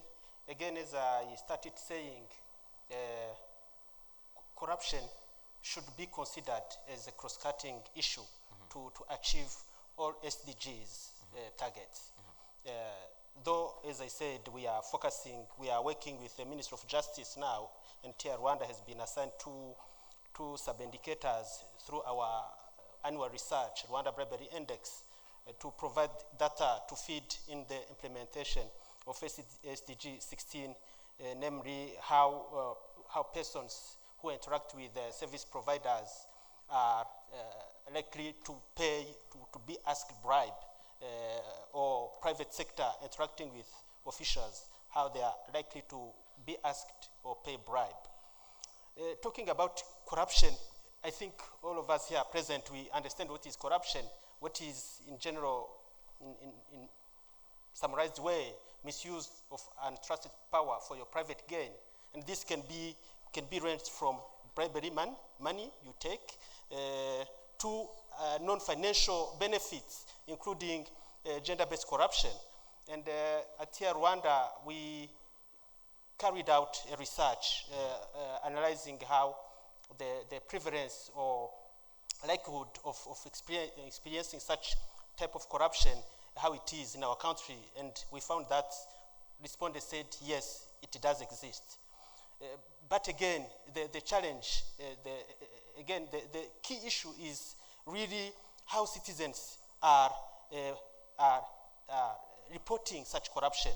In Rwanda, when we look at the status of preventing and fighting corruption, Rwanda is really at the high top of controlling corruption, as it is shown by, for example, by the last Corruption Perception Index, where Rwanda was ranked 44 at the global level and the 4th least country in Africa. So this shows really how there is a strong political will, legal framework, and institution to prevent and fight corruption. But again, the victims, the level of reporting corruption is still very, very low. From our research, Rwanda Bribery Index, it is less than 25% of those who experience corruption who take action to report. Could it be because they don't feel like something will come out of it? Could it be a trust issue?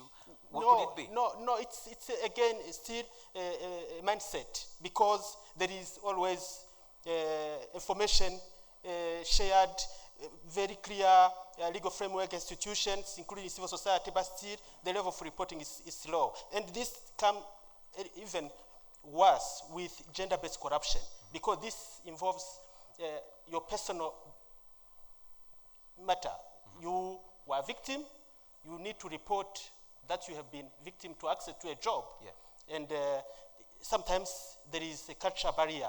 And of course, here we are here to discuss how really we can promote citizen reports, openness. Openness, especially when it comes to such type of corruption based on gender, and other forms of corruption that are maybe really a critical hinder to achieving the SDGs. Honorable Minister, does that worry you that we have these cases but very few are willing to go and report? Does this worry you as a Minister of Justice and Attorney General?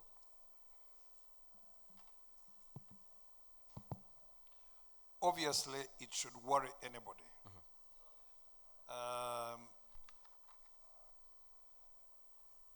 Every society can only redeem itself. There is so much that Transparency International, that partners, that other people can do. That's one point. The second point is that some of this empowerment and some of this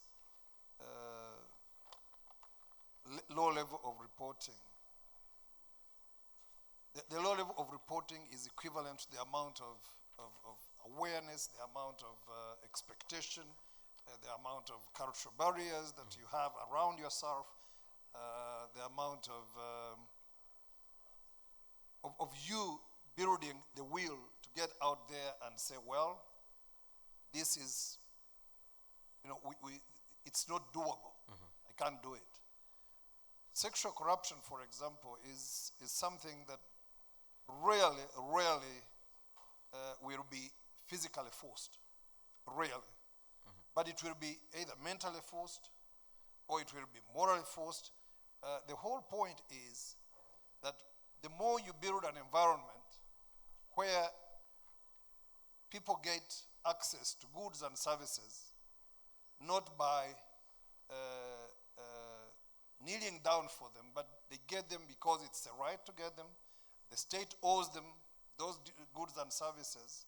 The more and more this environment is level, the more and more this ground is level, then both the seeker of the sexual gratification and the giver of the sexual gratification will have no incentive to do that. Because if I can get what I want, that suggests that I don't need to pay a price to get it, if I can get it without paying that price. So some of the things that are happening now, for example, in the justice industry, in the procurement industry, in the public service institution, many of the things that are happening now are happening online. We are trying to reduce the possibility of personal contact if you are looking for a job, if you are looking for a tender, if you are looking for documents to do with your procurement process, if you are pursuing your case in a court of law somewhere, if you are looking for a document for your child registration, progressively and very rapidly, we are trying to get all these services, for example, online. Yeah. So if you want to get something, you probably aren't going to be able to meet physically with someone else who is giving you this service. But even if you did, this kind of sexual corruption is slowly going to lose a place in the whole scheme of things. Because what I want, I'll get it from the security of my home, I'll get it from my office, I'll get it from somewhere else, and there will be no incentive. One of the things that causes and sustains these kinds of corruption is because I continue to need something, I need it from Anangwe, and I have to go to Anangwe's office physically to look for it. Now, if Anangwe is not an honorable gentleman or lady, I've been told that it can be either way. Yes. Once in a while. There's been that debate. I've been told this yes. debate goes on. Yes. Perhaps, they are going to on the official price of me getting this, they are going to add an extra price. So these online services that we are getting on, this morning you saw the procurement will from next year. Procurement will be online from January next year. That will be a huge move in the right direction. Public service is. The courts, we are probably at 60% now. You can track your cases online. Education, I think at the universities there is a significant amount of work happening online. I'm not so sure it is 100, but I think we are going towards that. It may not be perfect, but that is the way to go. As for the crime itself, the pursuit of criminals, the engagement with the courts of law, this is happening. That said, what Transparency International just said about the low level of reporting speaks volumes. In the whole of my working life, I don't remember someone going to court to accuse anybody, and if anybody here knows someone, they can tell me, that they were asked to provide sexual favors in Rwanda here, in order to get a job or something. I haven't Perhaps I am out of data, but I don't remember this happening. The argument has always been, sorry to cut you short, Yes. in some of the conversations we've had on this particular topical issue, is what the law provides as evidence. You cannot provide a recording that can't be used, so what more evidence can I give? These are the things that are making some people feel like I cannot go there. You are right. On the other hand, you need evidence. Yeah. And if you need to protect me from someone who is not telling the truth, for example, you need to provide a high standard of evidence in order to enable someone to take me to court. That said, I think the traditional approach to lawmaking and to the standards of evidence is continuing to yield to technological advancement, is continuing to yield to IT advance wherever it is in the country, whatever is possible. I think already you can see pictures, you can see recordings, you can start to see transcriptions, you can start to see some of these things which yesteryears were not admissible in court. Right now, they are starting to be admissible. You can use them in the investigations, you can use them to compile your case, you can use them as persuasive evidence, and I am sure that going forward, in the not very far future, some of them which are properly tested, some of them are now going to be part of the law. Real part of the law, not simply persuasive, but if I can take pictures of you, if I can record you, if I can do both, audio and video, I think these are going, very soon will be admitted in court as evidence, unless you can, of course, you have a right to come and disprove and say this is photoshopping and so on. But very soon these ones are going to be part of our evidence standards. And, in my view, this is the way to go. It will help. Because this kind of technology is doing great things for mankind, and the accuracy of it should not be doubted.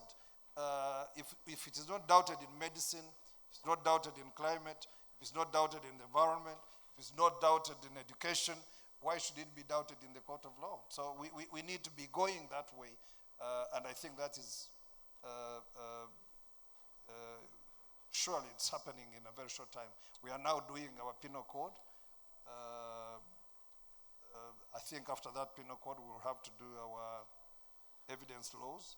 So very soon, we will be getting some of the things which are not in the law, part of the law now. Right. From your explanation, Minister, it seems goal number 16 is one of those to watch when it comes to Rwanda. Well, it was a compliment. You don't have to answer. Yeah. So let's have a wrap up, and then in terms of what we've digested for now, so that we can take a few questions here and there. Yeah, I think maybe we could invite if we have maybe one question, because we are just out of time. But what's important to keep is that new technologies are actually giving an alternative to corruption, and that's good to know. Yeah. If we have one quick question, one.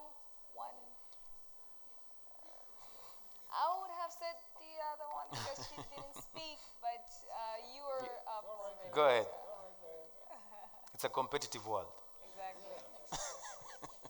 And we have gender balance in the questions as well, which is good.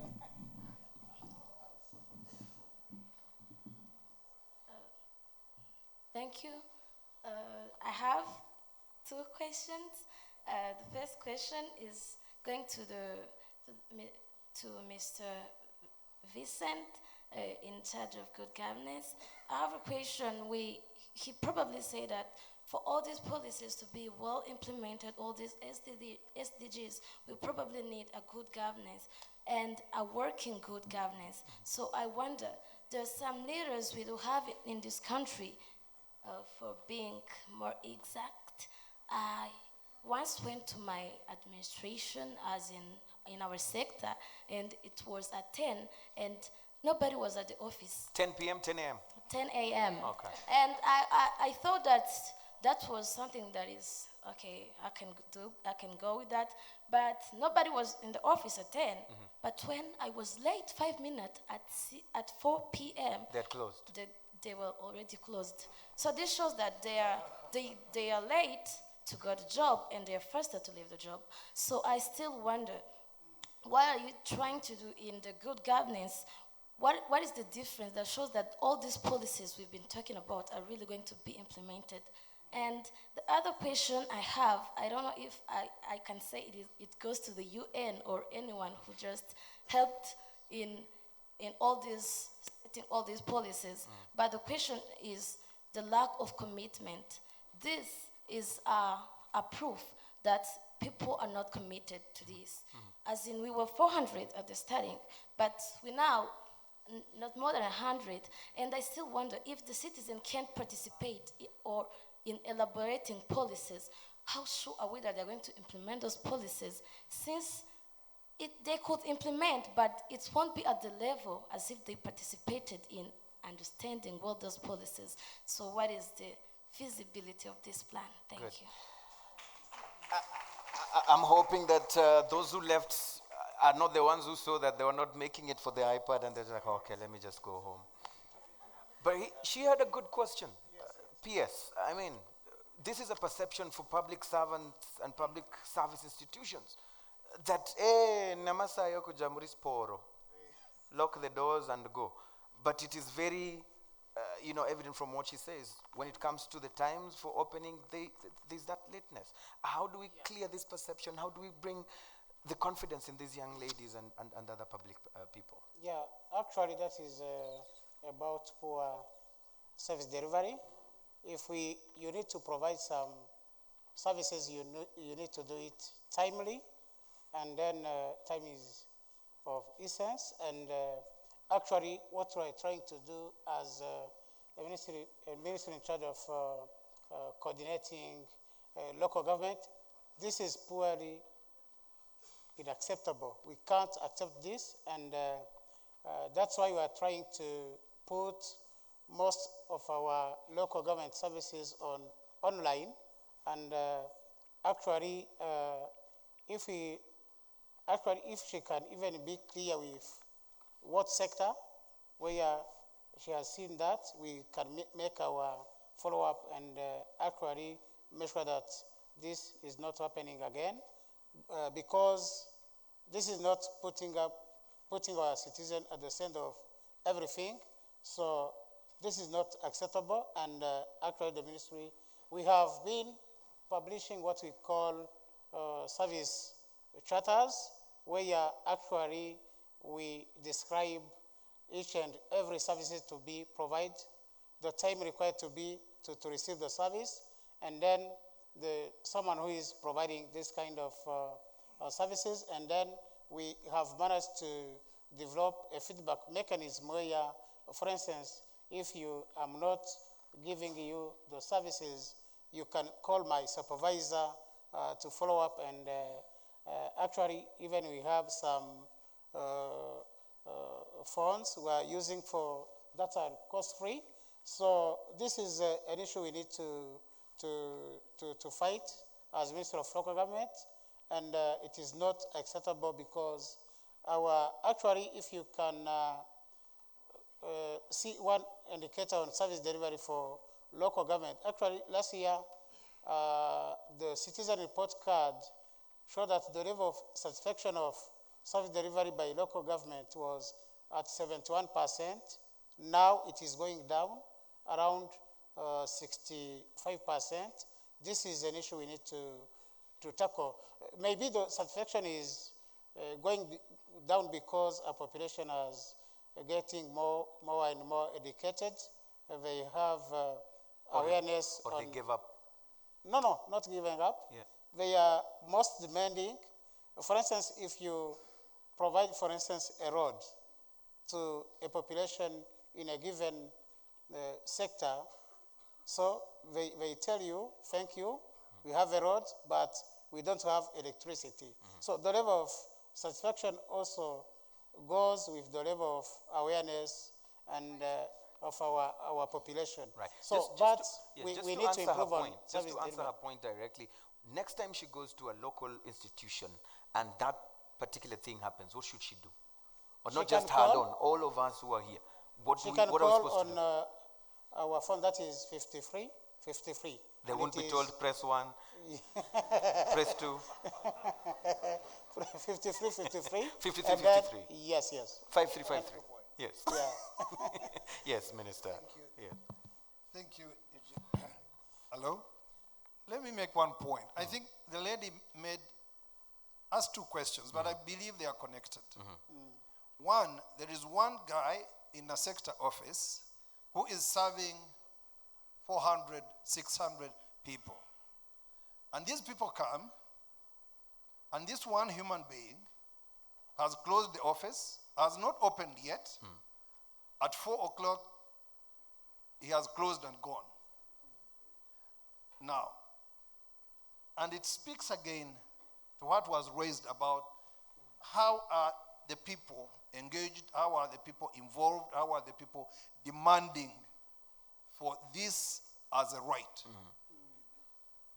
Most likely, the whole sector, or many people in the sector, significant quantity of people in the sector, go home and come back tomorrow.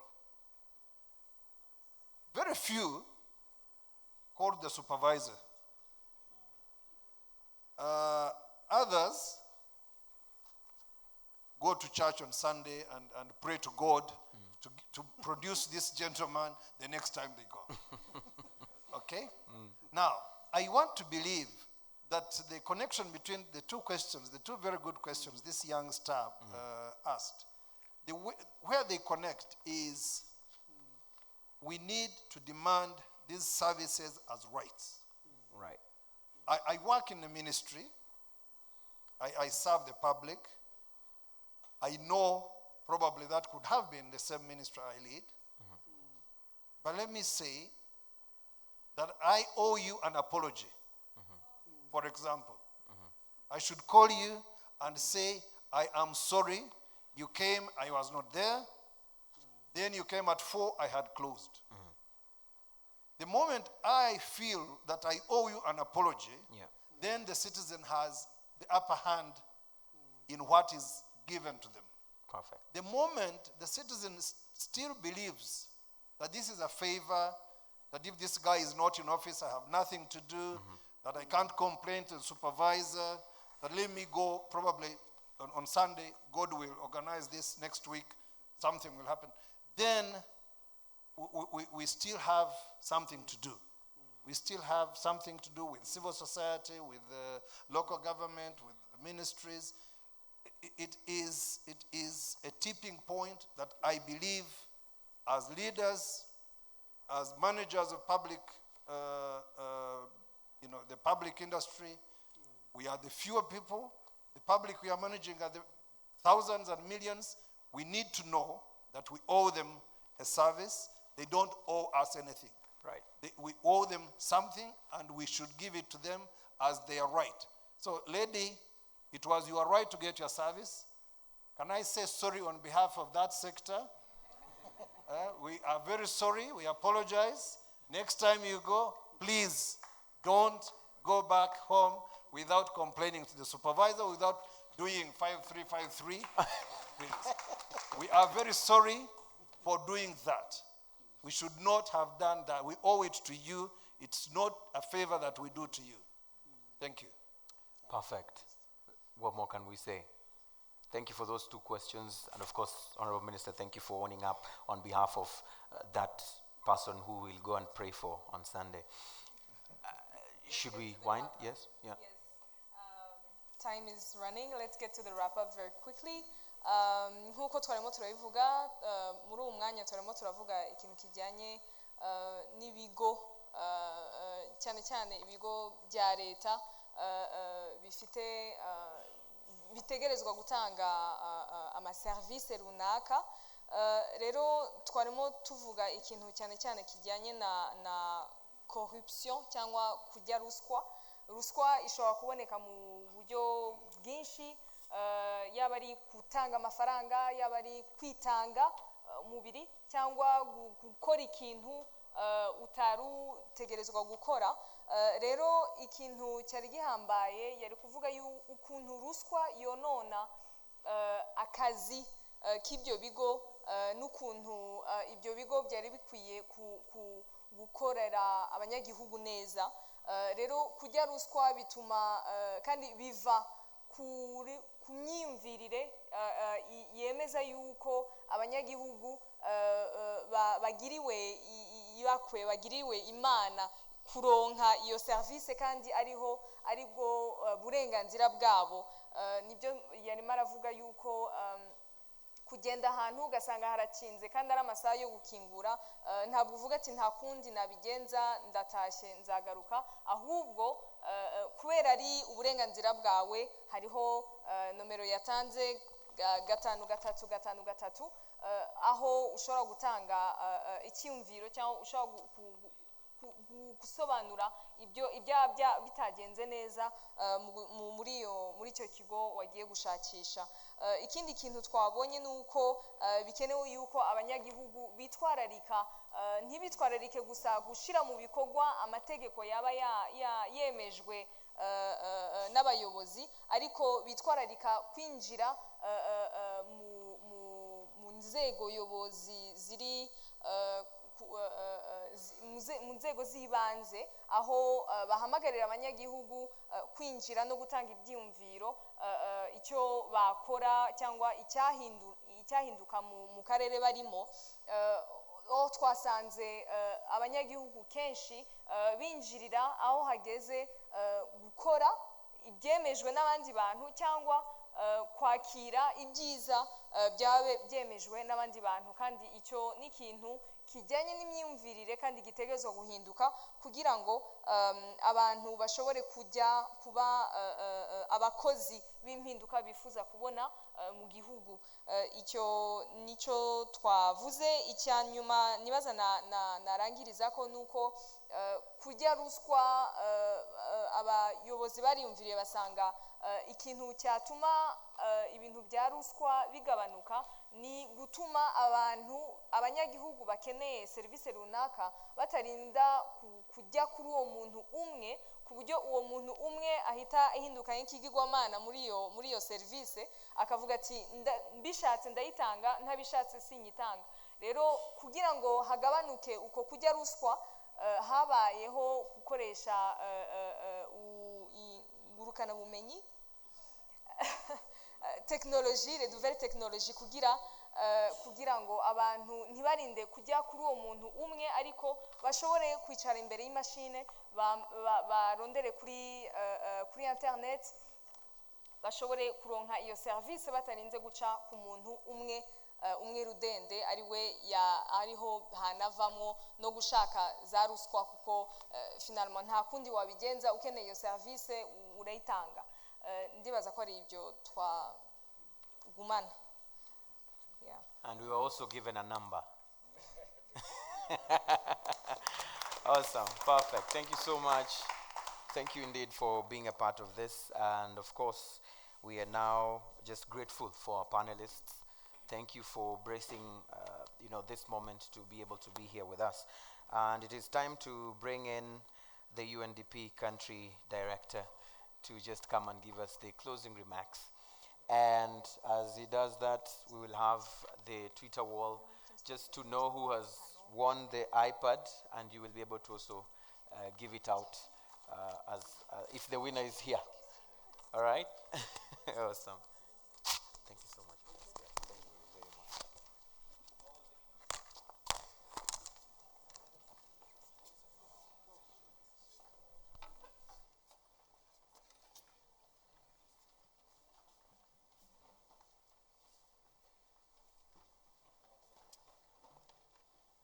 Thank you very much. Thank you very much.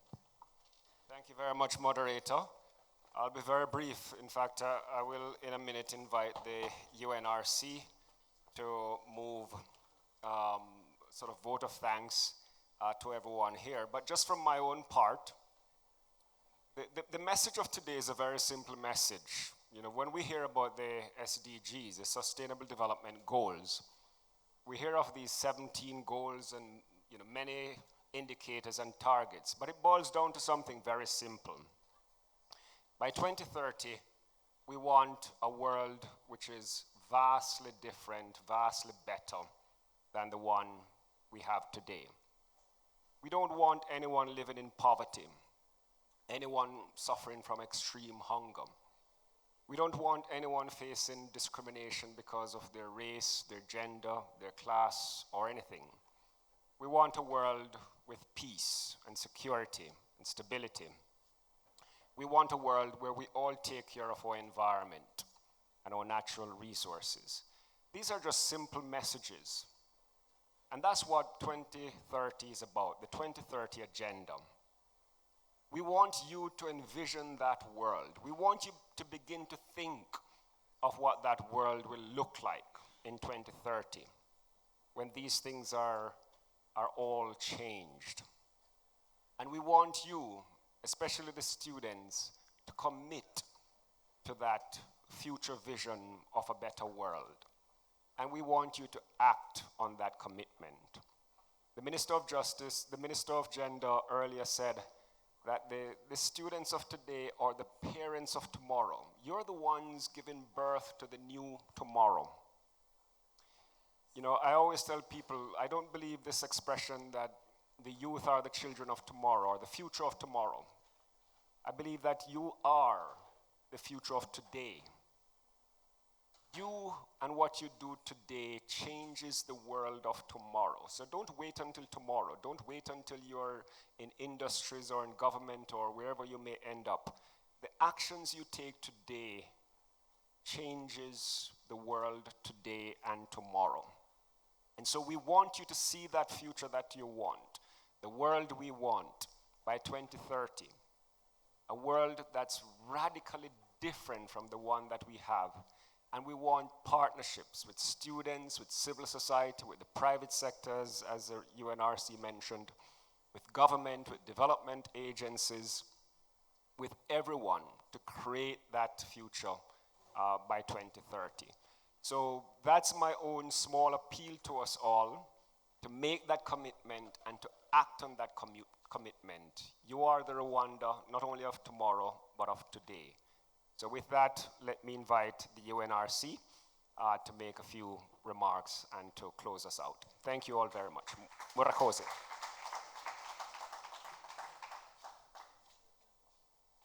Murakoze Chane, Stephen. So I'm going to be very, very brief. As the minister has said, a lot of people have gone. The place was actually overflowing, Honorable Minister, before you came. So to add to what Stephen has said, I would like to say that that session was actually very important because at the end of the day, as the PS has rightly said, implementation, we don't implement these policies, nothing is going to be achieved. Of course, Rwanda's track record has been very good in terms of implementation. Service delivery, I have personal experience. I went home, I just wanted a simple paper. Talked about one day. I'm from the Gambia. I was very casual. I needed a paper since 2012, January. I can't believe it. Up to today, I haven't got it. So that is food for thought. So service delivery, implementation, monitoring, evaluation. Then governance. Governance is key also to attainment of the goals. You need the right environment, the right institution, the right leadership to also attain these goals. So I think one lesson we should learn from this probably is the students left. Maybe they hadn't taken their lunch. So participation also needs full stomach, in addition to information. I think we should look into that and draw the requisite lessons. But in conclusion, I would like to say that I've been very delighted that we've had this interaction.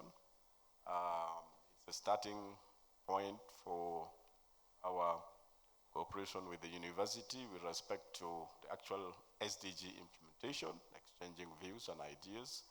So let me start by thanking again the Vice Chancellor and his colleagues for facilitating this. I've seen your other colleagues and want to say we are grateful to all of you and also to the students who are here. They are key agents for the changes that we require. And then I want to thank the senior government officials who came, the development partners. Some of them have left because they had scheduled other meetings, but we are grateful to them.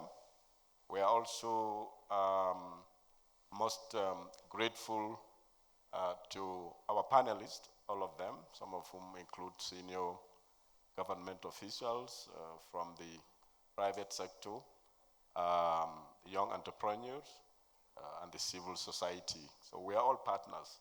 This agenda requires strong partnership.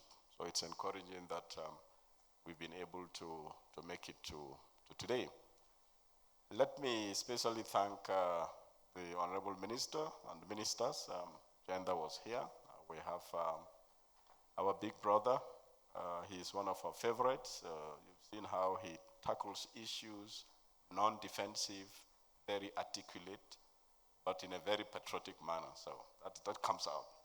It's always encouraging, actually, that kind of engagement. Actually, I said that Rwanda needs more and more of that, not the defensive, one, because already this country is on a very strong platform in all areas, even the governance that people talk about in those kind of ways. You don't find most of our leaders in this continent and in many other parts going to the people at the grassroots level. The way President Kagame does it here, most of the leaders don't do it. So when we talk about liberal democracy, we forget about those key tenets of governance, of democracy, where the leaders go to the people. It's good that you have also noticed the gaps in participation. I'm sure you are going to, to address them. But I think the governance situation here is in a very good shape. Of course, areas where we can improve with time. We really want to thank you for being a very good interlocutor. Of course, our dear facilitators, you've done very well, because success depends on that. The two of you, that is the lady who also has taken on the extra burden of translation. So really want to thank you, want to thank Lucas and the team. They always make it great, very fashionable, colorful. Somebody talked about lighting, so maybe we need to, you need to look into that in a very innovative way. Last but not the least, of course, is my colleagues, the UNDP colleagues led by Stephen. They've done a fantastic work. As Sarah has said, she left. We look forward to next year again. We'll really try to address the issue of participation. Probably we do it in the morning, or we make sure that the colleagues have taken lunch before, before we come here. Special, of course, thanks to the young students. Very encouraging. Your questions are really incisive, genuine, based on experience, very articulate. So keep up that good work. The future of Rwanda will be guaranteed. Thank you. Murakoze Shane. Hope I've not left out anybody.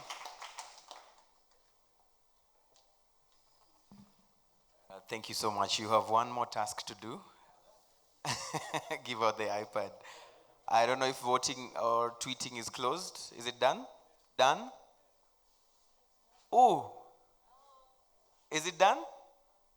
All right, the judges have it. That's just how Amina loses the iPad.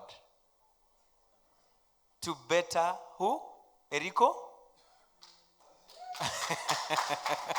As you win the iPad, you lose the laptop. Right, so you could go ahead and give, and he's still tweeting. You're safe. You're safe.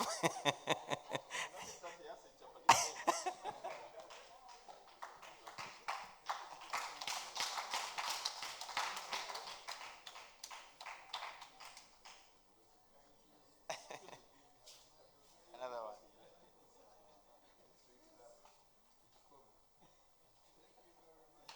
Congratulations. Congratulations.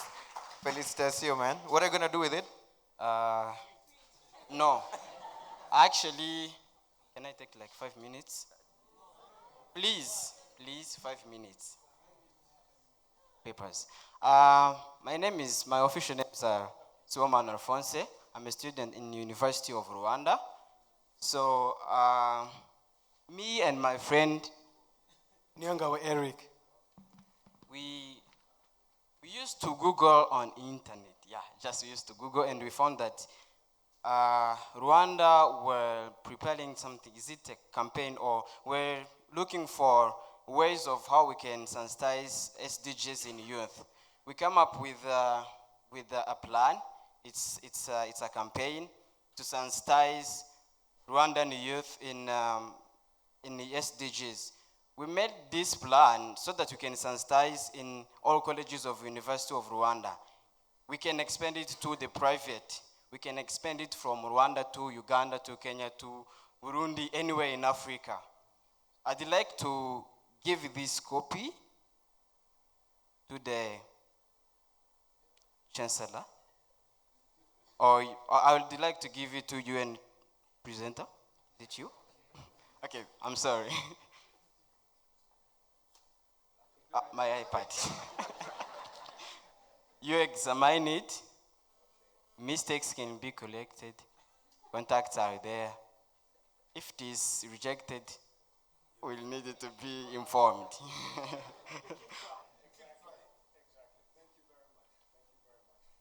Thank you very much, MC. Thank you very much, anyone. Thank you. Congratulations. Congratulations. I think that's a win well deserved. These guys had planned. They had strategized. And that's what I call taking advantage of an opportunity. And this is what we young people have to always do. You never know. All right? Take advantage of the slightest opportunity you have. What? You tweeted without a phone? Next Social Good Summit, we're giving out phones. Right, thank you so much. We want to say thank you, actually. Much has already been said. I can't really get back into that. My work is just to thank you. As a moderator, thank you for allowing the media also to be part of these conversations. And I like asking, what will you do? What will you do? What will your institution do?